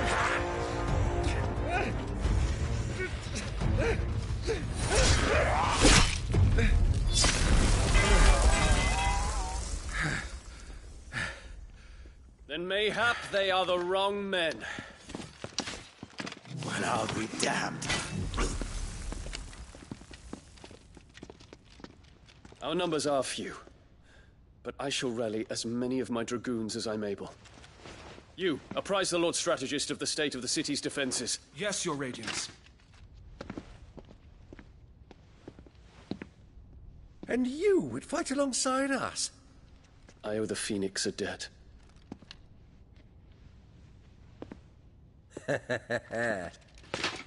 Does this vouch for my nephews? Aye, but I still have my doubts about you. Which we can discuss later. Indeed. You said you had men garrisoned in the keep. Captain, do you know how many yet remain? Allow me to confirm. Commander? Whatever their number, Randalar will be needing Gather the them bodies all. and build a pyre in the courtyard. Quickly. Terence. My lord.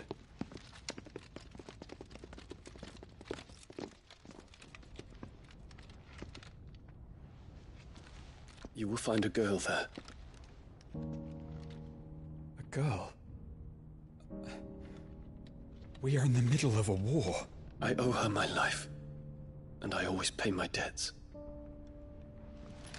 You are to see that she is provided for. Dion, I cannot leave. But you shall. If I'm ever to be worthy of the forgiveness of our people, then I must earn it.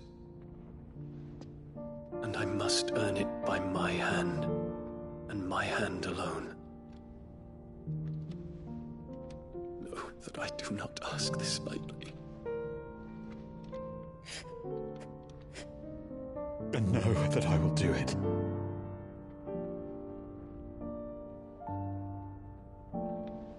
Farewell, Terence.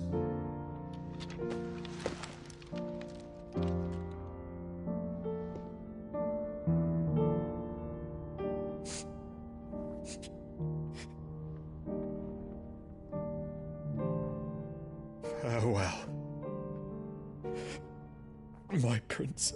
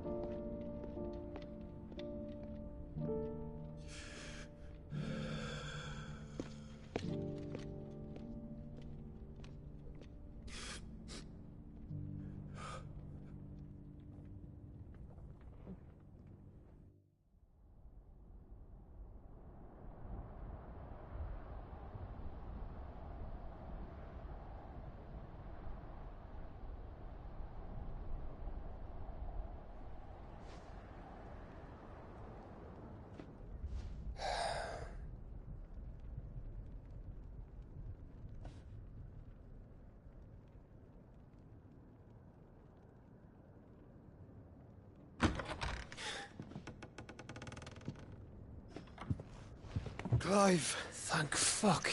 You alright? I am. But I'm a damn sight better for seeing you, Joshua.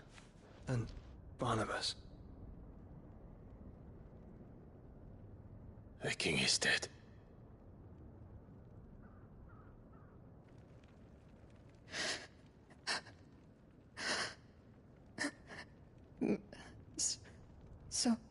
So they're all...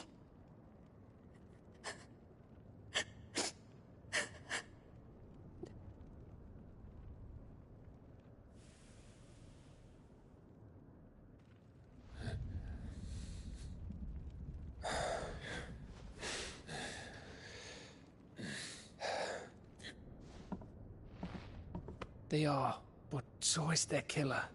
He can't hurt anyone anymore. You're safe.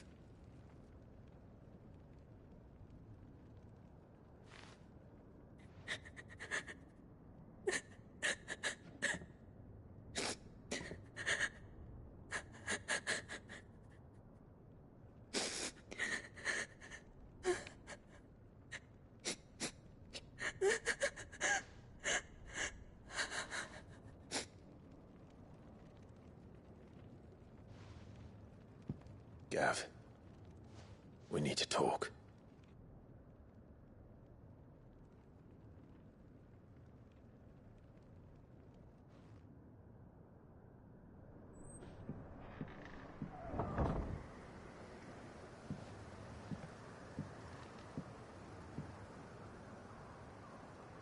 I'm sorry, Clive.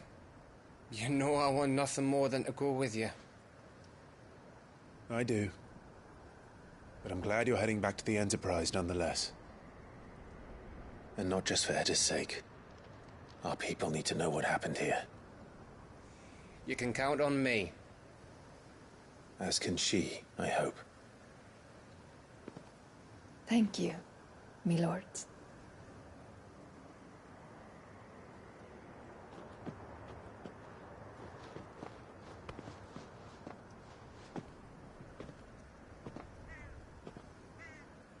Do you think that was wise? Wiser than leaving a woman with child alone in the Deadlands. They'll be safer at the hideaway. For now, at least.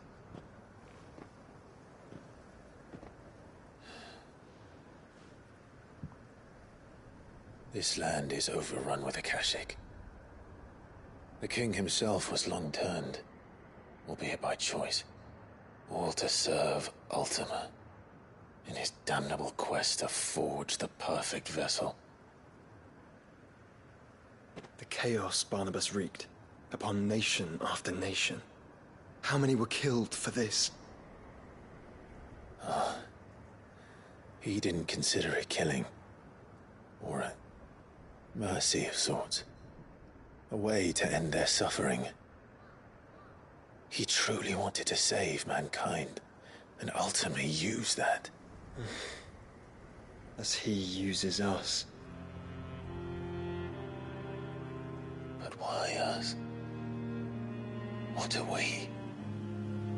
What are we? We are dominance. That is our fate. But that doesn't mean we have to accept it, which is why we fight. For the right to deny it. Is that not so? It is. For our sins.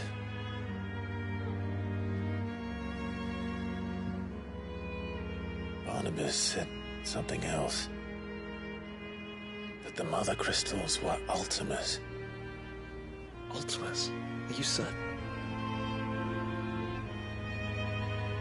We know that the Mother Crystals have been leading the land of Ether. And we also know that it's this which hastens the spread of the Blight. But what I cannot fathom is what Ultima stands to gain from that. What did you find at the Stronghold? The truth about Ultima's prize. For so long, I believed it to be you, and you alone. Yet, it is not merely Efreet that he desires, but Efreet and Phoenix both. That which we became in the skies over Twinside. Only when the twin flames are joined shall his vessel be complete. Quite why he needs a vessel is another question. Unless there is something he cannot achieve without one. Something his immaterial form precludes. Something requiring an unthinkable amount of ether and a body resilient enough to channel it. If I did not know better, brother, I would think that he meant to cast a spell. A spell 1,000 years in the making. A spell to end all spells. And he cannot do it without us. Nor without the Mother Crystals. But if we destroy them all, we will stop not only the Blight, but Ultima as well.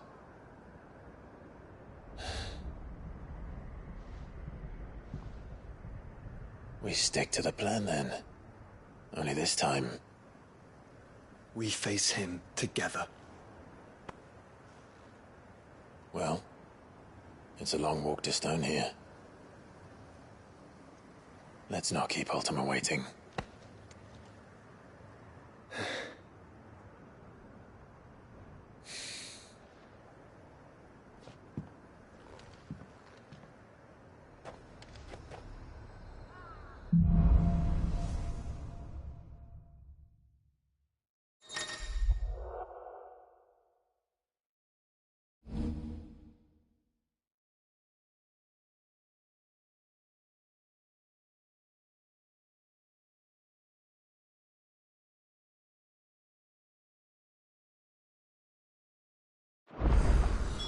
When Barnabas fell, his magic...